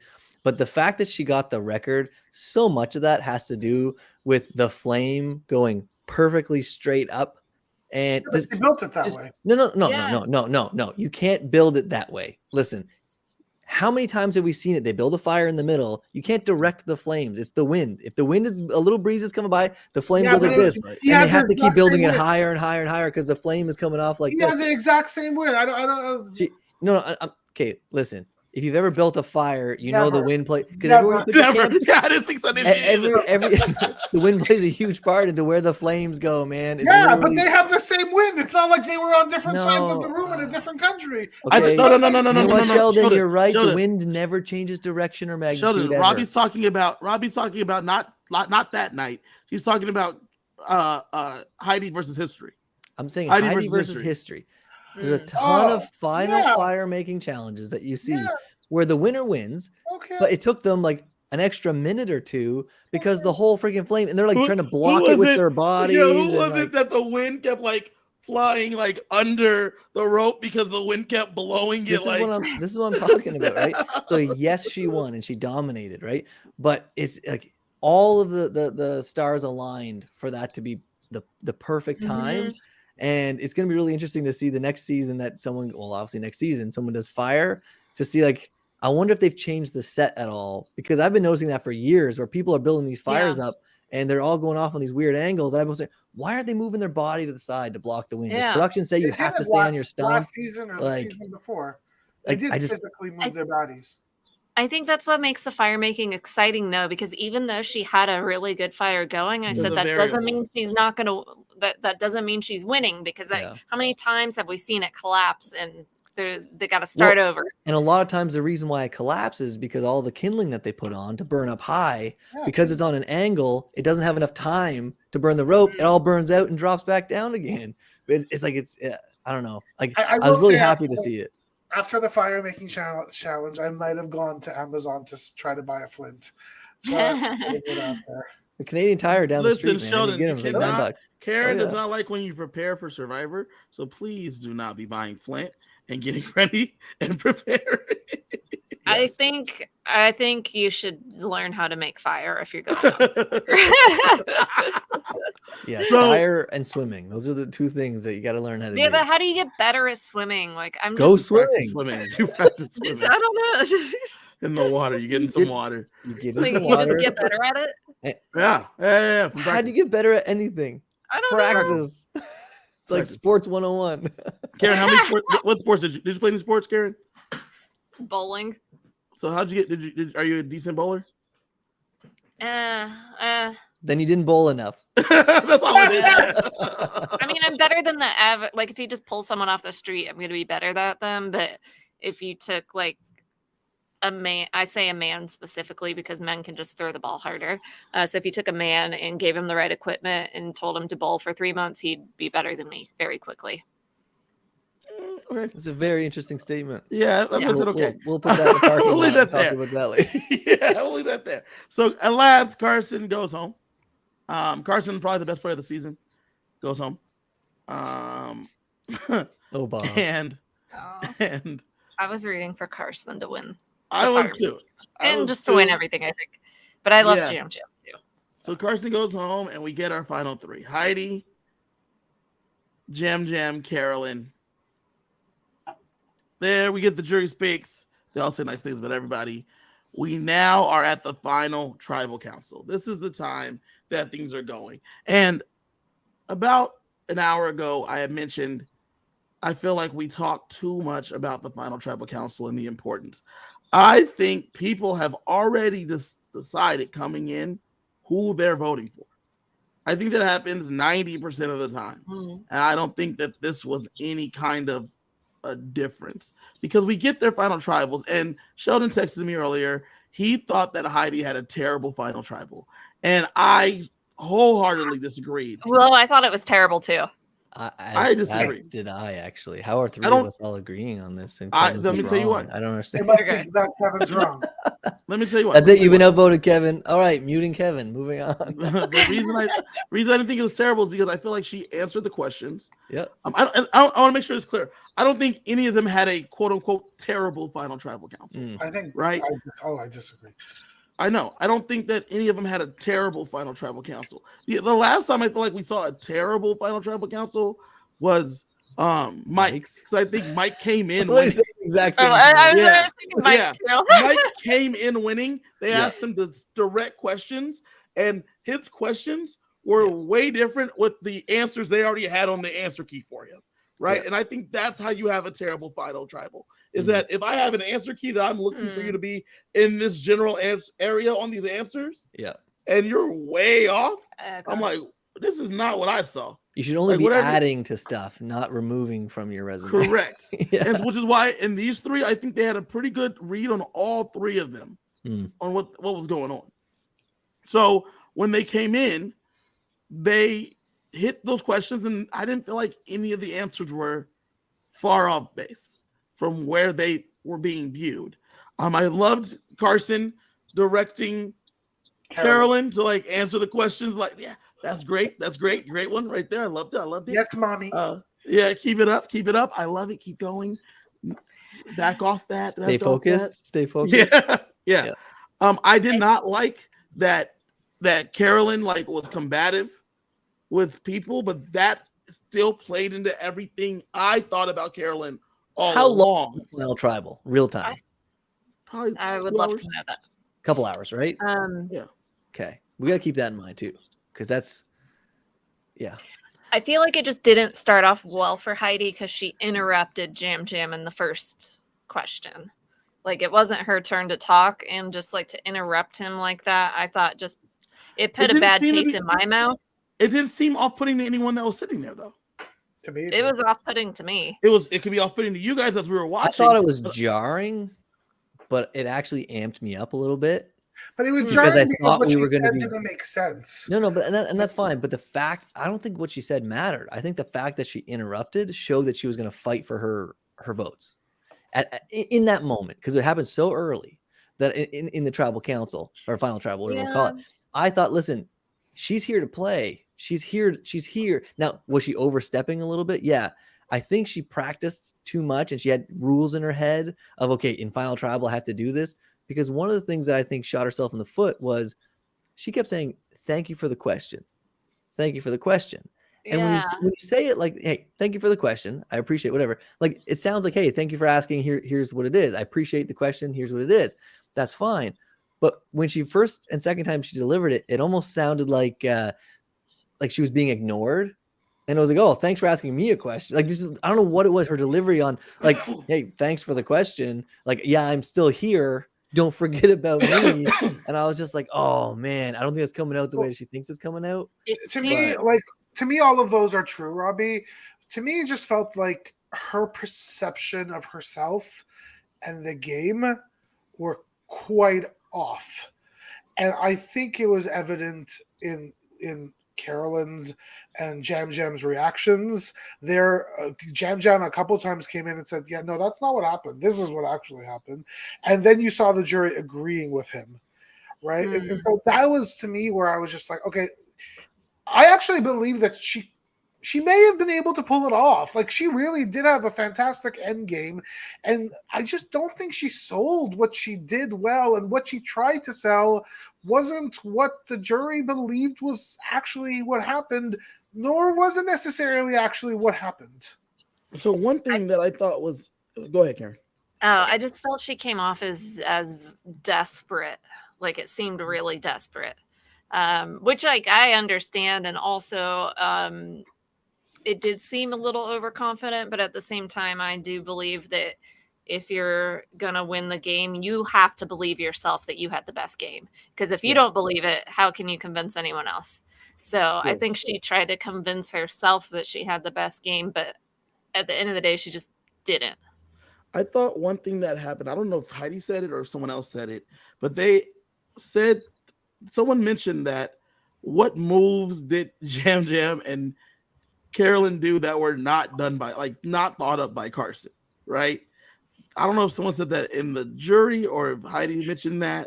Somebody said, I think Heidi said, like, all the brains of the three of them were Carson. Correct. That was the insinuation. And to me, I thought that was a good jab by her, because it then discredits the things that they have done, and gives the glory, gives the credit to the person that's not here against us, the person that I took out, right? And that's why I had to take him out. I thought that was a good move, a good comment.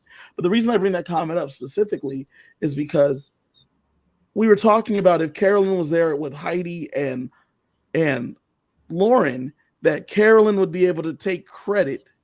Sheldon mentioned her being able to take credit for the things Tika did.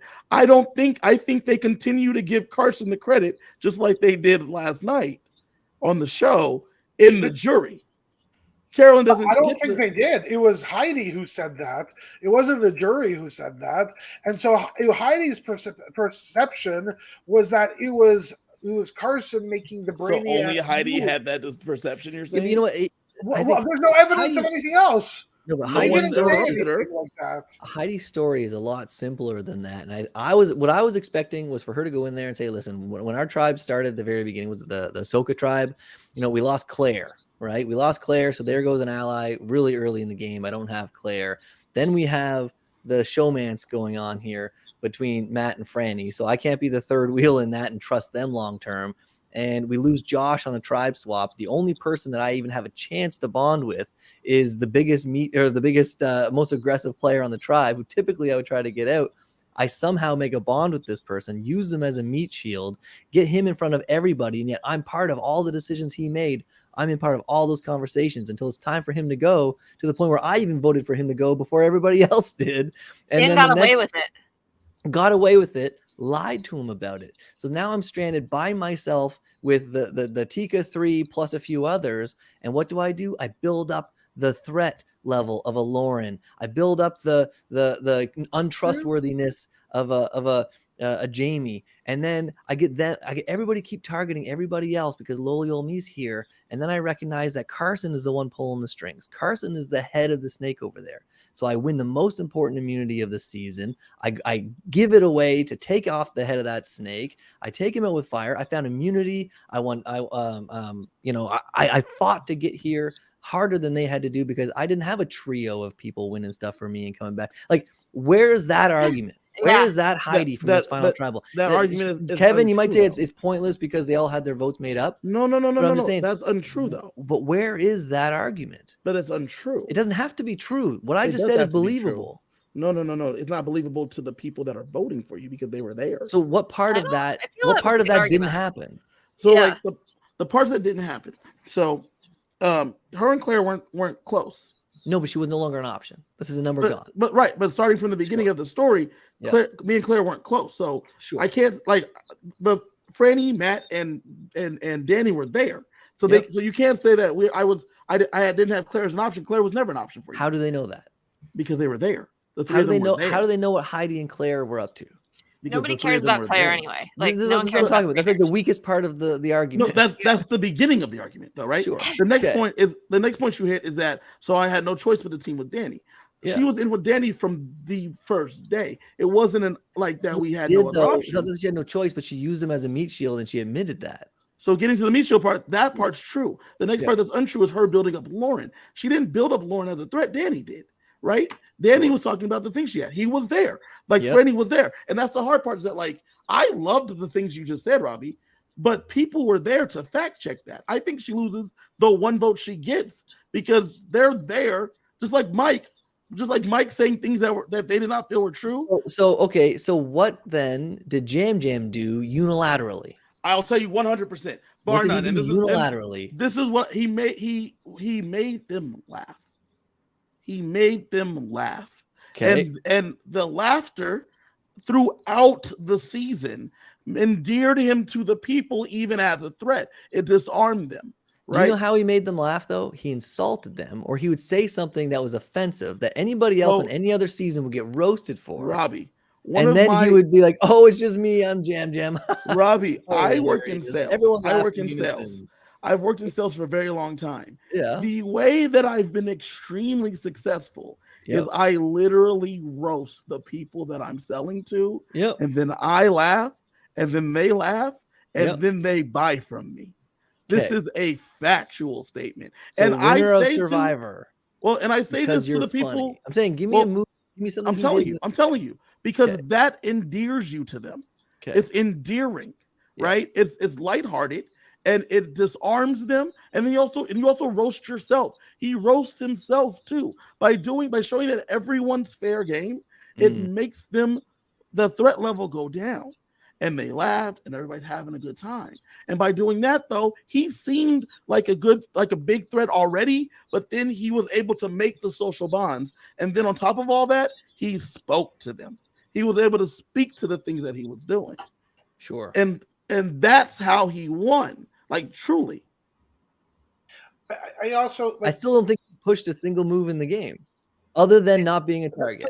He was really good at getting to the end. He won though, like just from the preseason stuff. Like I thought he had no shot, but I also thought Marianne had no shot. Gabler had no shot. Gabler should have no shot. Erica. No, actually, I had Erica on Kevin, Gabler endeared himself to everybody. He did, and he made people laugh during Final Tribal. Marianne made people laugh. People No. Yeah, Jam Jam made them laugh throughout the season. Like that's not just that Final Tribal. Go ahead, Sheldon. I don't necessarily disagree with both of you. Like I think you're both right, and you're right in the sense that I don't think that very Canadian.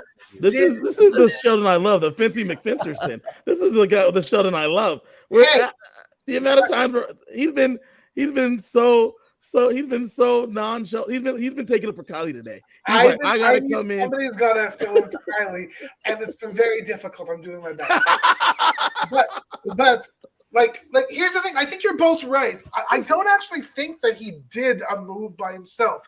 I believe that it was the Jam Jam and Carson show with a Carolyn as a side piece.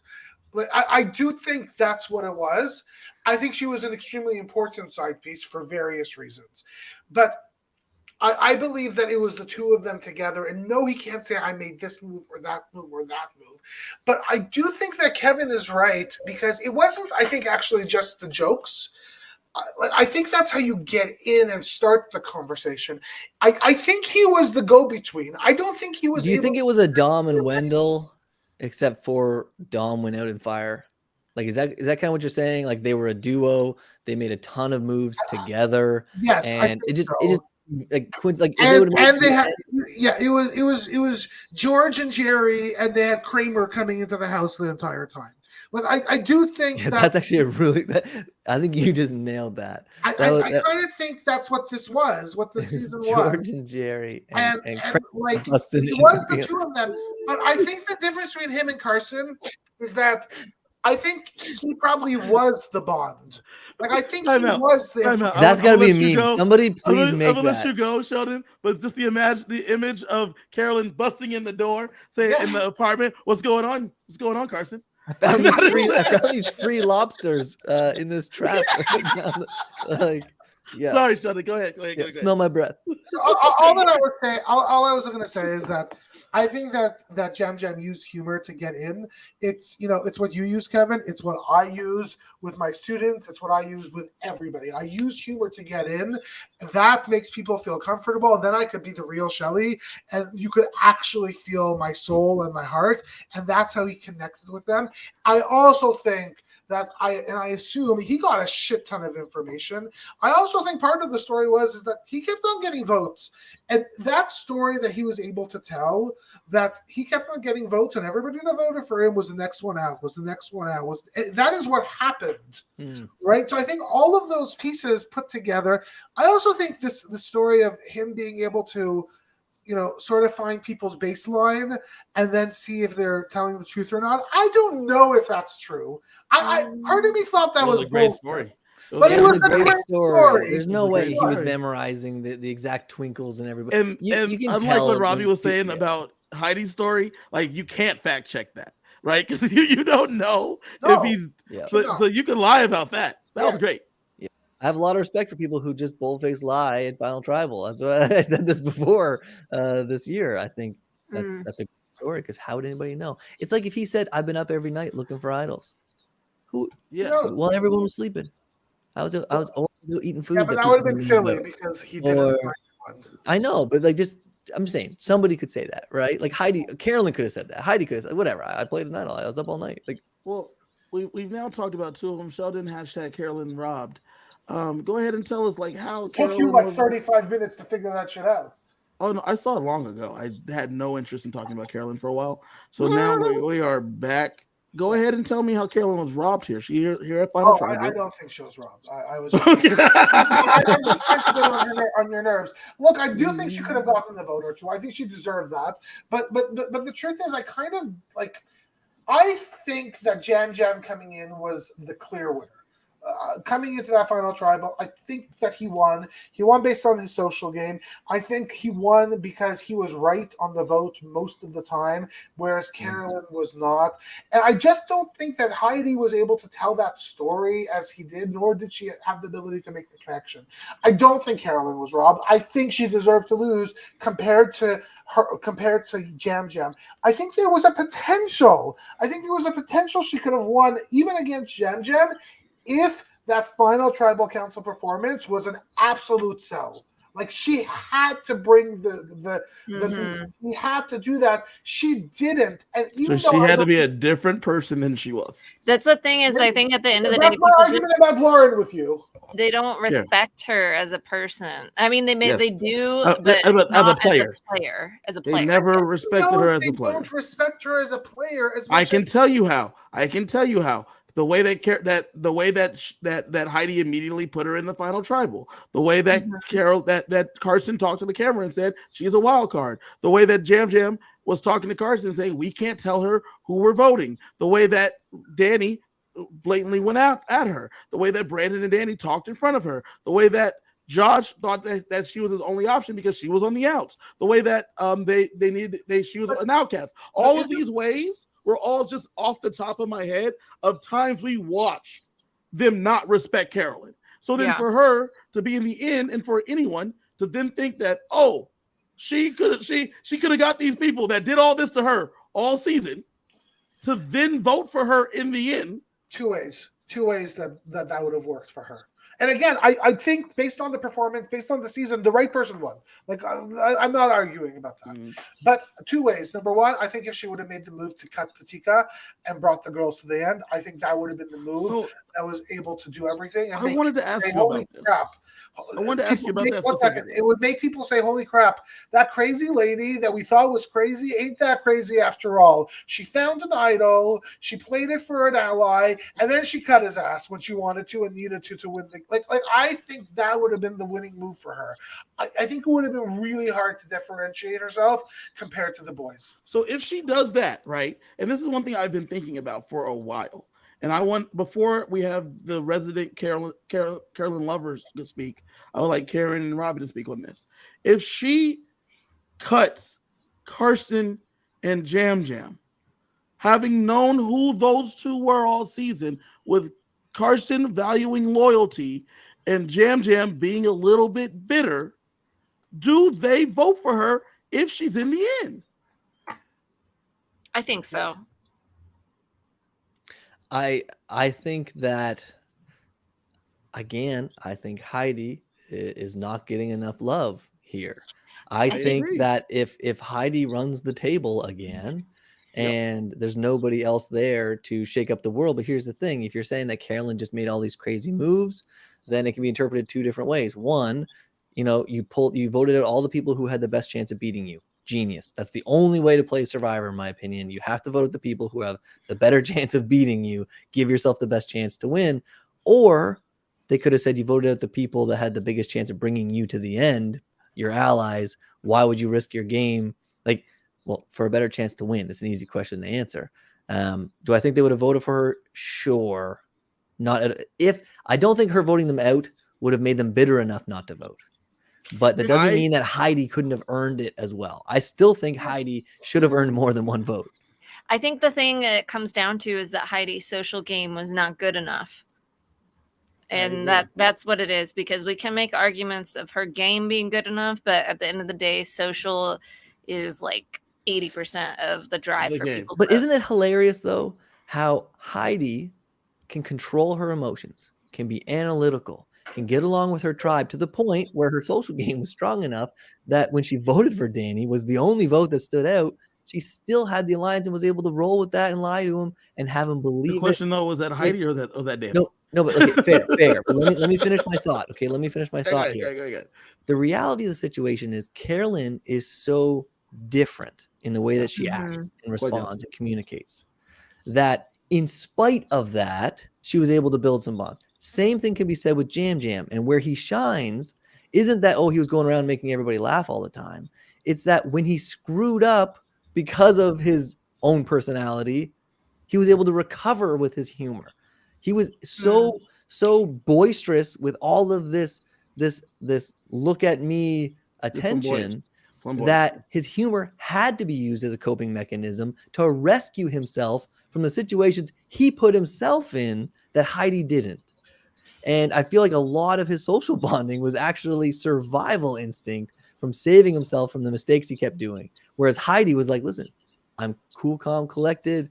I'm just going to be here. I'm going to be stable. I'm not going to outburst at people. I'm going to win challenges when I have to. I'm going to vote people out when I have to. I'm going to survive every vote. And I'm going to get here to the end. I'm going to win the final immunity. I'm going to give it away. I'm going to take out the biggest threat. In other seasons, that's more than enough to win. But because there's so many loud personalities, you almost needed to speak up to get the eyes on you, screw up and recover to get credit for how many times you were able to recover from your screw ups. I think there's also something to be said about, okay, so like Heidi is pleasant. She gets along with people. She can control her emotions. She's not yelling at anyone. But at the same time, like, how deep is she getting with people? Because she does seem reserved. She is an engineer. And I think we all know engineers are a little weird. Like, I am married to one. So what? Yeah. Yeah, exactly. Yeah, perfect. But I mean, in general, they're of course there's exceptions, but they're generally not the best socially. They're on the analytical side of the spectrum, not the like they're just harder to connect with in general. So I think that's more of the issue with her, because I didn't see anything negative about her or anyone say anything bad about her or there were no scenes of her being annoying or weird or anything. But at the end of the day, who is there when you're crying? It might be Carolyn, actually. Like, talking you through your hard time, or Jam Jam is talking you through your hard time, and maybe it's not Heidi. She also didn't tell that story, right? Like, I think that a lot of final tribal council, and I do agree with Kevin that we overstate the importance of tribal council. I don't think final tribal council could win. I think it could win you a game. I think it could destroy your game. I think you lose a tribal council. You don't win a tribal council. But Heidi didn't have, I believe, the self-awareness to be able to say, this is actually the game I played. This is who I am. This is why. Like, that's not the story she told. She came in kind of hot, and she came in interrupting, and it was, to me, a little strange and off-putting, and it didn't seem like this is the person we watched the entire game at times. It felt rehearsed, and it was just the wrong script. It did. It felt like really well rehearsed, but the wrong script. It felt like she had a script, and she came to the final tribal council as a completely different person. And then everybody there said, what the hell happened to Sheldon? I mean, Heidi. So those that know, I love bringing this up. Those that don't know, me and Sheldon met playing an online reality game, and Sheldon made it to the final two, and Sheldon made very genuine bonds with people throughout the season. And then at the final tribal council, he told everyone how those were all strategic. And then everyone was like, we didn't see any of that. That seemed like genuine. And then halfway through, Sheldon realized that wasn't working and that was the wrong move. And then he told the truth and admitted that he really connected with everybody, because he did. And he should have played on that instead of what he was doing. And I've loved Sheldon ever since. But it was just Did Sheldon lose? Yeah, Sheldon lost. Yeah. Excuse me, by one vote. Sheldon lost. The one vote was the one that definitely felt like Sheldon was being not genuine to them the whole time. But and that's the thing, though, right? Is that like Sheldon said, you can lose at Final Tribal because the things I already have written down that I think you are, Final Tribal just validates those things for me. Yep. Unless they don't. And then that's when it's like, what happened? It's as simple as a logistical thing. All right. You need to end the show. People need to vote. Right. So one of two things can happen. Either they can all show up to vote and say, listen, you've all been part of the season. Now we all vote and see who wins. And that's it. No final tribal speeches, no nothing. Okay. Or maybe there's one season out of 100 where somebody plays some crazy game where they've been a fake personality the whole time, or they've had all these idols the whole time. They've done all this crazy stuff in confessionals, but they don't know about it. So that 1 in 100 chance, you have to give that 1 in 100 person an opportunity to say, okay, I know you think you've seen the game. Here's the reality, and you're going to see it when you get home. Here's all the crazy stuff. So if you're going to have that 1 in 100 chance, production has to give them a chance to talk. And if you're going to do it for them, everyone gets it. So I think you're right. I think most of the time it's pointless because everybody's been there the whole time. But unless you have that 1 in 100 person that's been going out at night, making little fires, searching for idols, and people didn't know it, and all these other crazy things. You got to see the breadcrumbs, right? You don't have to see them eating the bread, but you got to see the breadcrumbs. And that's like, I mean, I really threw out Final Tribals with Aubrey, right? Aubrey and Korong. Because as much as I love Michelle, Aubrey spoke to the things she did, but they didn't believe her. Yeah. And she did the things. And then when they saw it afterwards, all of them were like, we should have voted for Aubrey. Like that is like Aubrey Bracco did the things that she said she did. And they didn't see the breadcrumbs, though. She was too clean. She was able to clean up all the mess. So they never saw the crumbs. And that's the key, which is why, Robbie, when you go in and you say, I did all these things, there's people to fact check you. You know what I'm saying? They're like, I didn't see any of that. I was there. I didn't see any of the things you're telling me that you did. It's really such a hard balance in this game because you kind of have to be somewhat transparent, but you can't be too transparent or you become a threat. Like it's like that's the complexity of all of these games, the Survivor, the Big Brother, like what is that right balance? And that balance changes every time based on your jury and the people beside you as well. Like that is what is so hard.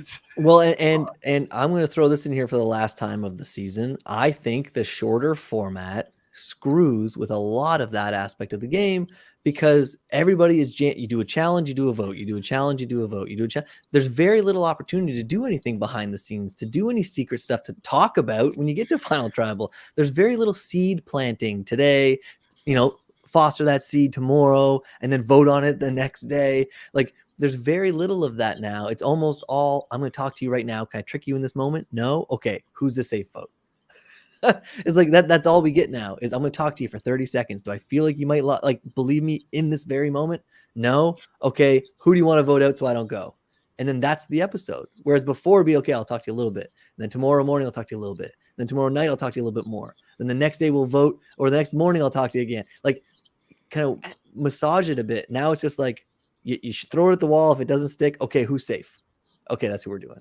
I completely agree with you, Robbie. And there's just no time. I disagree, but yeah, I feel that's a different conversation. I don't know. And it's one we'll definitely have in the off season. So Jam Jam is declared the winner. We then get like the 7-1-0, right? 0. I was surprised by the 0 on Carolyn. I thought she'd get 1 or 2 actually, but I thought everyone would get. Carson throwing no love. I did not. To Carolyn. So, that shocked me. I'm like, I feel like Carson would have known she wasn't going to win. But like, to no voter after everything. I wonder if there was a fear that they would split Jam Jam and they knew though going in. Like I don't know that they did. They're eating kebabs and drinking margaritas and all this stuff. They're discussing at Ponderosa what they're thinking. So this happened. So can you confirm these are the events? I can't confirm. Yeah. Can you confirm and this? Carson comes in and explains the whole game for them. Yeah, that's and true. then Carson they're like, okay, so Carolyn wasn't a part of this. Carolyn wasn't a part of that. Yeah, we know that we knew that that Heidi did this and Heidi did that. What part was Heidi and you had his plans? Like all that's discussed, right? Well, and keep in mind who's going to take all the credit. This is where you have to pick your allies carefully. Who's going to take all the credit in Ponderosa for everything Heidi did while Danny was there? Danny's going to take the credit. Danny is a me, I need to get back on this show type of character. Even the way he walked up to cast his final vote, he did the Conor McGregor, strut to get up there. Look at me, I'm casting my vote. There's no way in hell anything that him and Heidi did together was actually positioned as him and Heidi. Like he there's no way he didn't take all the credit in Ponderosa for that. right? Which is fine. Like, I have nothing against somebody who wants to own their game and maybe a little bit of others to help better themselves in a game. But Heidi was walking in there with no allies. I don't think Matt and Franny were high on Heidi. Like, yeah, which is part of her game, I guess. Yep. So we have the thing at the end. Danny Copster having the vote for Heidi, which we expected. Franny's like, Jam really broke down like the essence of this game and like how he got here. Kane's like, then this is the part that I had been saying, because when Robbie was saying he didn't understand why we had Jam so high throughout the season. Kane said that Jam had so much control of the game. It was perceived that he was in control. Like we were watching, it seemed like Carson was really driving the ship, driving the boat, but it was the perceived control that Jam had all along. Driving the boat, right? and Kane speaks to that. The question, I was a little bit actually surprised by Kane in the jury. He sort of felt like the mayor of the I don't know. Yes, Kane. Once again, though, obviously, Sheldon, they all said that the person that should have won from the jury was Kane. But obviously, Sheldon, since we didn't see it, there was never anything. He was not doing anything, obviously. Sheldon. My first overall pick, by the way. Yeah, I like Kane. I don't know why he's rated so poorly on popularity polls, but I've always liked him. He's probably an amazing Big Brother player where he's in a house with food and everything, and socially, this guy is probably like legit. And then you put him on an island, and he's like, "Oh." But based on what they all said, it did not seem like Kane was a bad player out there either. But according to Sheldon, if you don't see it, Carolyn's crab things are much more important. So no, because it wasn't to the story. He didn't end up in the final three. He didn't end up even close. And it just so happened that the way the game played out, all his allies ran away. They were all voted out, and he had nothing to do. So yeah. So we get that. We talk about the idols. Jamie finds out her idol was fake. That was awesome. By the way. Shocked. That was awesome. That was funny. Will it be real next season? If they brought that annoyed me. Like it won't be real next season. Now we can't even have it's like nothing is sacred anymore. So if you find an idol, like why not just have 50-50 coins? Wait. First you want them to change all the challenges, especially the finale challenge, and now nothing is sacred. Well, which is it? Is it like you like tradition or mix it up? You like the new format, not the 39 days. To say you don't know if your hidden immunity idol is real or fake anymore. I think Jeff was just ad-libbing that, and I think he was like, 3 glasses of champagne in and having a good time, and he's like, I got this idol in my hand. Is it an idol? Is it not? Is it? I don't know. Tune in and find out, and don't forget, apply. Fake ones now. And in case you didn't pick it up this episode, if you're at home and you're watching this, make sure you apply, because you got to get on this. I was sick of hearing that. Oh my god, 500 times this episode. They have enough applications. I did want to say one thing about the season that I've been thinking about. This has been probably one of my favorite post-merge seasons, not pre-merge, post-merge. And I think the reason for that is outside of the first week where they divided up and did the weird unmerge thing, they just let them play. And it was just so nice to watch them just play. And those fake idols didn't actually play any part in anything, really. Like, it was just so nice. Please stop with the twist. Stop with the craziness. Put a few idols. You really got your Kylie hat on now. Like, this is you're real deep in your Kylie Bring back Jonathan. I don't like Jonathan. Hey, you're Kylie. You have to love Jonathan right now, all right? Deep in your Kylie bag. So, we next get the thing about Franny, Matt and Franny falling in love. You know what? My ice-coated heart actually warmed up a little bit for that one. There you go, Karen. That's who cared. That's who cared. Of true showmance going on there. That was good. They're still dating in real life now, so that's good for them. It's good for Amazing Race. Good for Amazing Race. Speaking of Amazing Race, Carolyn and Jam on Amazing Race. What do you guys think? Ooh. I would watch. Kevin's like, I'm not watching, but yeah, no, I would watch because I would assume they would be one of the first ones out.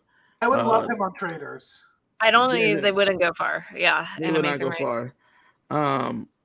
Lastly, we had Jeff asked Carolyn how it felt to be a 0-vote finalist, which I thought was a interesting thing to ask her because we've now had 4 0-vote finalists in a row, 5 in a row.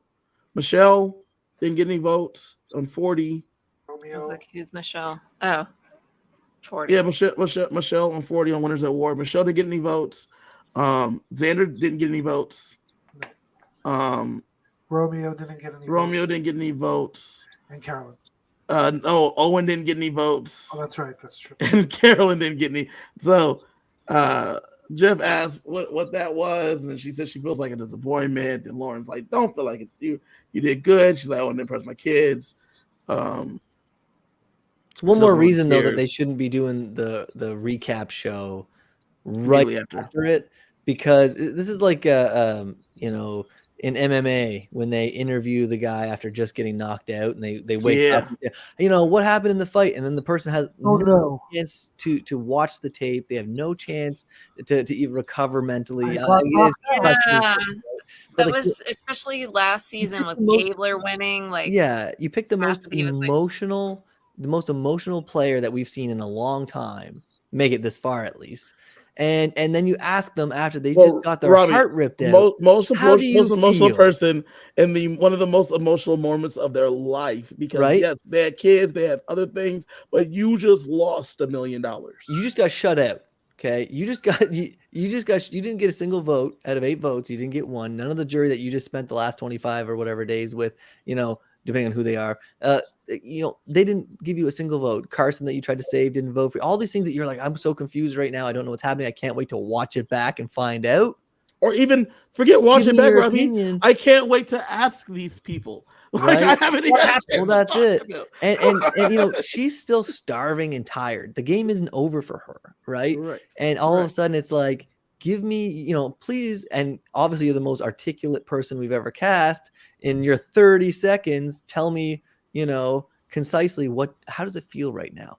I don't feel that's fair to the people who get voted out. When you win, it doesn't matter what you say because you're like, yeah, this is amazing, everything's great. Yeah, you don't have to think. You just won. They're a millionaire. It's fine. But to the people who just lost, I feel like it does them an injustice on that. I will never ever forget watching 41 and watching Deshaun and Xander look miserable after Erica just won inexplicably to both of them, and they have no answers as to what happened. And now we're finding out tonight, right now, and then I sit there right now and sit in it and answer questions.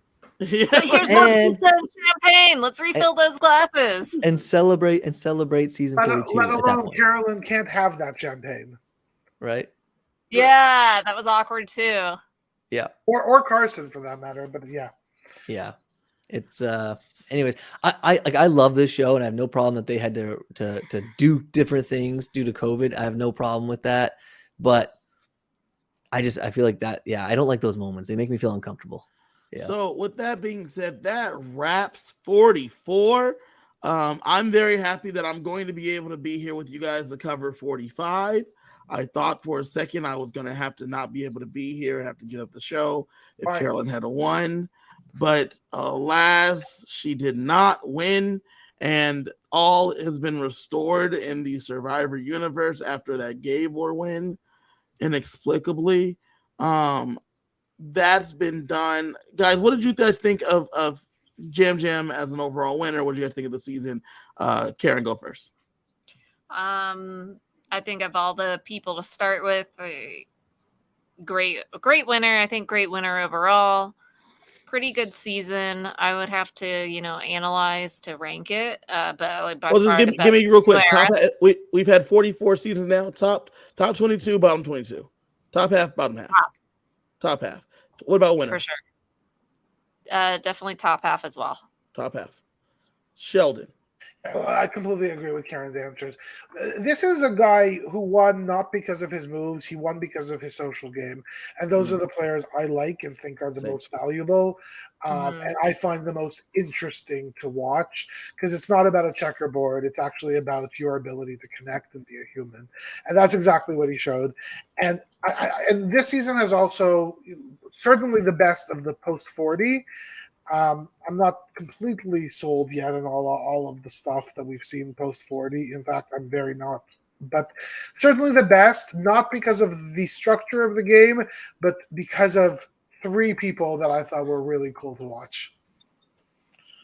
Yeah, Kevin, I said it. Robbie. I mean, the 3 people they showed you only. Okay, so back to your question. What was it? Top half season, top or bottom half? Yeah, I think Sheldon has both top half for both, right? Yep. Sheldon. Yeah, I mean, I'd have to say it's probably a top half season just because, I mean, recency bias is pretty strong here, I'm sure. But the fact is, I really enjoyed this season. And I really enjoyed almost every single episode. I really enjoyed some aspect of it. And by enjoyed, I mean I was entertained. Mm-hmm. And do I think that Jam Jam is one of the best or top half winners? I honestly, I want to say no. But let me say this. I think he represents his season better than 90% of well, maybe 80% of winners. I think he represents his season and the time in the game in so many ways that I feel like it's appropriate that in the end he won. Same way I would feel with Carolyn winning. I feel like if you say, okay, I watched this whole season, who would represent this season? Now editing has a big part of this, I know. Who would represent the season well? Jam Jam was in the middle of everything, and he was a character the whole time, and he drove a lot of the entertainment. And as much as I dislike his moves or not moves, he drove the entertainment, and I think he represents the season well. So, yeah, I mean, top half for that, I guess. For me, it was definitely a top half season, top half winner. I enjoyed the cast as a whole. I want to make sure this is clear, and I know I've been talking about this for weeks. I enjoyed Carolyn the character. I did not need Carolyn the character though all the time, but I enjoyed the bits. Like I never was. My biggest problems was that I never felt like she was anything beyond a self-aware, a little bit more knowledgeable Philip Shepard, a little bit more knowledgeable Nora, a little bit more knowledgeable what's her name? Debbie Weiner. Like these are people that are like out there. They're meant to be. They're a little kooky, but she like had a little bit more game acumen, but not like a ton more. But she had more game acumen than those that we said. But she was still a character. That's how I saw her. So I enjoyed the cast as a whole. I really like Carson. I hope we see Carson on stuff. I don't even care what it is. I don't, except for the challenge. I don't want to see him on the challenge. The challenge is going to ruin that little boy. You know what I'm saying? The challenge is going to ruin that man. But send Danny out there. You know, Danny's going to be a challenge staple. So that's what we're going to see Danny on the challenge. I want to see it again. But I enjoyed this cast. I'm happy to see what they've been able to do. I'm happy to see they're still kind of close. And I mean, the season just aired. And I mean, there's a couple things I didn't need. Like I didn't really care too much about Matt and Franny myself. But I thought it was a top half season. And I thought it was the top half winner. Do you know what's a really good feeling? I know we got to wrap this up, but you know what's a really, really good feeling is when a season of Survivor ends and I'm not really bitter about something.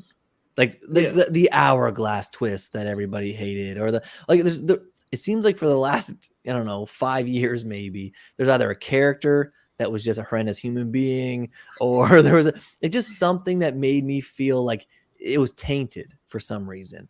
And I feel like this is one of the seasons where, so far at least, it ended. Do I like the person who ended up winning? Would I rather somebody else win? Sure. I mean, that's fine. But I didn't hate it. I didn't feel like it ruined the season. I didn't feel like I'm bitter at the end and I'm questioning next season. I'm actually looking forward to next season now. And that's a good feeling. You can hate the cast. I think the cast looked hilarious. But again, you know, it's a good feeling to end where I don't feel bitter about something, right? And I guess that's where I'll leave it. Why would you keep on watching if you feel bitter? Oh, I love the show. I'm not saying the show is bad. I'm just saying there's always like that one. Did you love the hourglass? No. Right? No, exactly. Right? The way you said that, like I don't have anything in this season where I'm like, God, I hated that. I generally don't like twists. I feel like production nailed casting, and I feel like they nailed the challenges. We could debate about the gender differences early in the game because that's a valid debate. But as far as the historical, you know, challenges that have gone, I didn't feel like these were crap challenges. And like I said, the tribe, like all the little twists that they did, the minor twists, They didn't ruin the game. They didn't impact the game sometimes. And I just feel like they let the players play, like you were saying. And I enjoyed it. I wish it was longer. I wish it was 39 days. But other than that, I'm not bitter about it. I get it. I understand it. And it's a good feeling, again, not to feel like sour about anything. Kevin, last season, my dear friend Kevin won the draft by choosing his favorite winner of all time, Gabler. Who won this season's draft, Kevin? Karen. What? Did with the Jam pick. Shouts to Karen. You will be having, yeah, good job. Yeah. You will be having the first pick in our Survivor draft. Shouts to you. Congratulations. What do you have to say for yourself, Karen? How did you know Jam was going to win? I didn't know. Karen, we're going to take it back. We're going to do like Robbie at Final Tribal Council and just bold-faced lie to us. Just talk to us, Karen. Because he's so lovable. Mm-hmm. Mm-hmm. He could fly under the radar because, he's just goofy and lovable. No one will ever think he has a strategic bone in his body. And then boom. Yep. You knew. You were ready to go. Yeah. The axe. That was fantastic. Was it not weird that they cast two bearded men who do hair that were both like? Was that not strange? Honestly, I didn't even notice that, to be honest. Yeah, I think it's more strange that you noticed that. I think It like the people who eat eggs for lunch. It's like, you're weird for eating it. No, you're weird. Like No, ones but- from Ohio. Let's pick two gay bearded men who do hair for a living. Okay. That Who's the seems other like too coincidental. Who's the other one? How did that play a part in the season? Matthew's a barber. The one that fell off the rock. Is he gay? Yeah. Yeah. Huh. Isn't that okay? Not to get way off topic here, Sorry. but Kevin, isn't that the whole point? Yeah. The fact that you just said that, like Survivor is winning a casting right now. The fact that wasn't even like yep. Wait, he's gay? Cool. Kevin Sidebar. doesn't give a shit. It's like exact. That's the for point, people. Sheldon. That's the point. How amazing is that? Where this is kind of where we're going in the world. So that was a nice little moment. You're like, what? He mentioned his husband like 17,000 times. No, that's great though. But yeah, I don't think that matters. Jesus. Sheldon. No. If anything, they should have not hired one of them and brought another Canadian in. I don't know who. Where were the Canadians? Some other only bearded one. Canadian who's We got not Puerto Rican. Does that mean Survivor Canada's in the works? It's happening. That'd be nice. It's going There on is now. a Survivor Quebec. It It's exists. Quebec. No, that doesn't count. Quebec doesn't even count itself as part of Canada, so that can't count as Survivor Canada. Like, They probably don't even put it up with English subtitles, do they? No, They're like, I doubt you can't it. speak French, you're screwed. Yeah. Correct. But also, don't try to separate my country, Robbie. Relax. Yeah. All right, it's time to wrap it up, guys. Any final thoughts? Everything good? Yeah, my final thoughts are clear. We love Carolyn. That's it. And she deserves Sia's $100,000 today. Yeah. Oh, wrapping that up. Lauren got $15K, Carson got $15K, and Sia gave Carolyn a whopping $100,000. I think that's even more than you get for coming in second. So, I guess she now officially came in second according to Sia. So Sia evidently did not like Heidi. And those are the Sia award winners for this season. Congrats to them. This has been a good season, man. It's been a good season. I'm happy to podcast with you guys and CJ and Kylie and everyone along the way. Catch us next season for 90-minute episodes. Robbie will be back. Karen will be back. Sheldon will probably be back. We'll see. Wow. We'll have to do a final tribal council. Sheldon, we'll do a final tribal council for you and see if you can swing our votes. Yeah. Okay, you know what? It's like shocking. I'm actually the one being blindsided. I just don't know it yet. Right? Excuse me. Rob has a podcast. Roll the tape. Screw all of you. Bye. Yeah, exactly. So thank you for joining us. Join us this summer. We're going to be covering, this late summer because it doesn't come back till August. We'll be covering Big Brother. In the meantime, this channel won't be dormant. Catch us every once in a while. We're going to be talking about some things from Survivor. We're going to be talking about some some Big Brother. We're gonna have content this summer, this early summer. So catch us doing that. Here in the comments, Bob said, "Don't rehire Kylie next season." We'll look into that, Bob. We'll look into that. It's her podcast, so I don't know. We take all comments into consideration. So we appreciate your input, Bob, and it'll be we'll put our due diligence in here. You can find us on social media. I'm at KG Fury. The rest of them do not have social media, so don't worry about them. I'm at KG Fury too on the platform. And follow Kevin. Follow me, and we will catch you guys next time. Good night. Go Carolyn.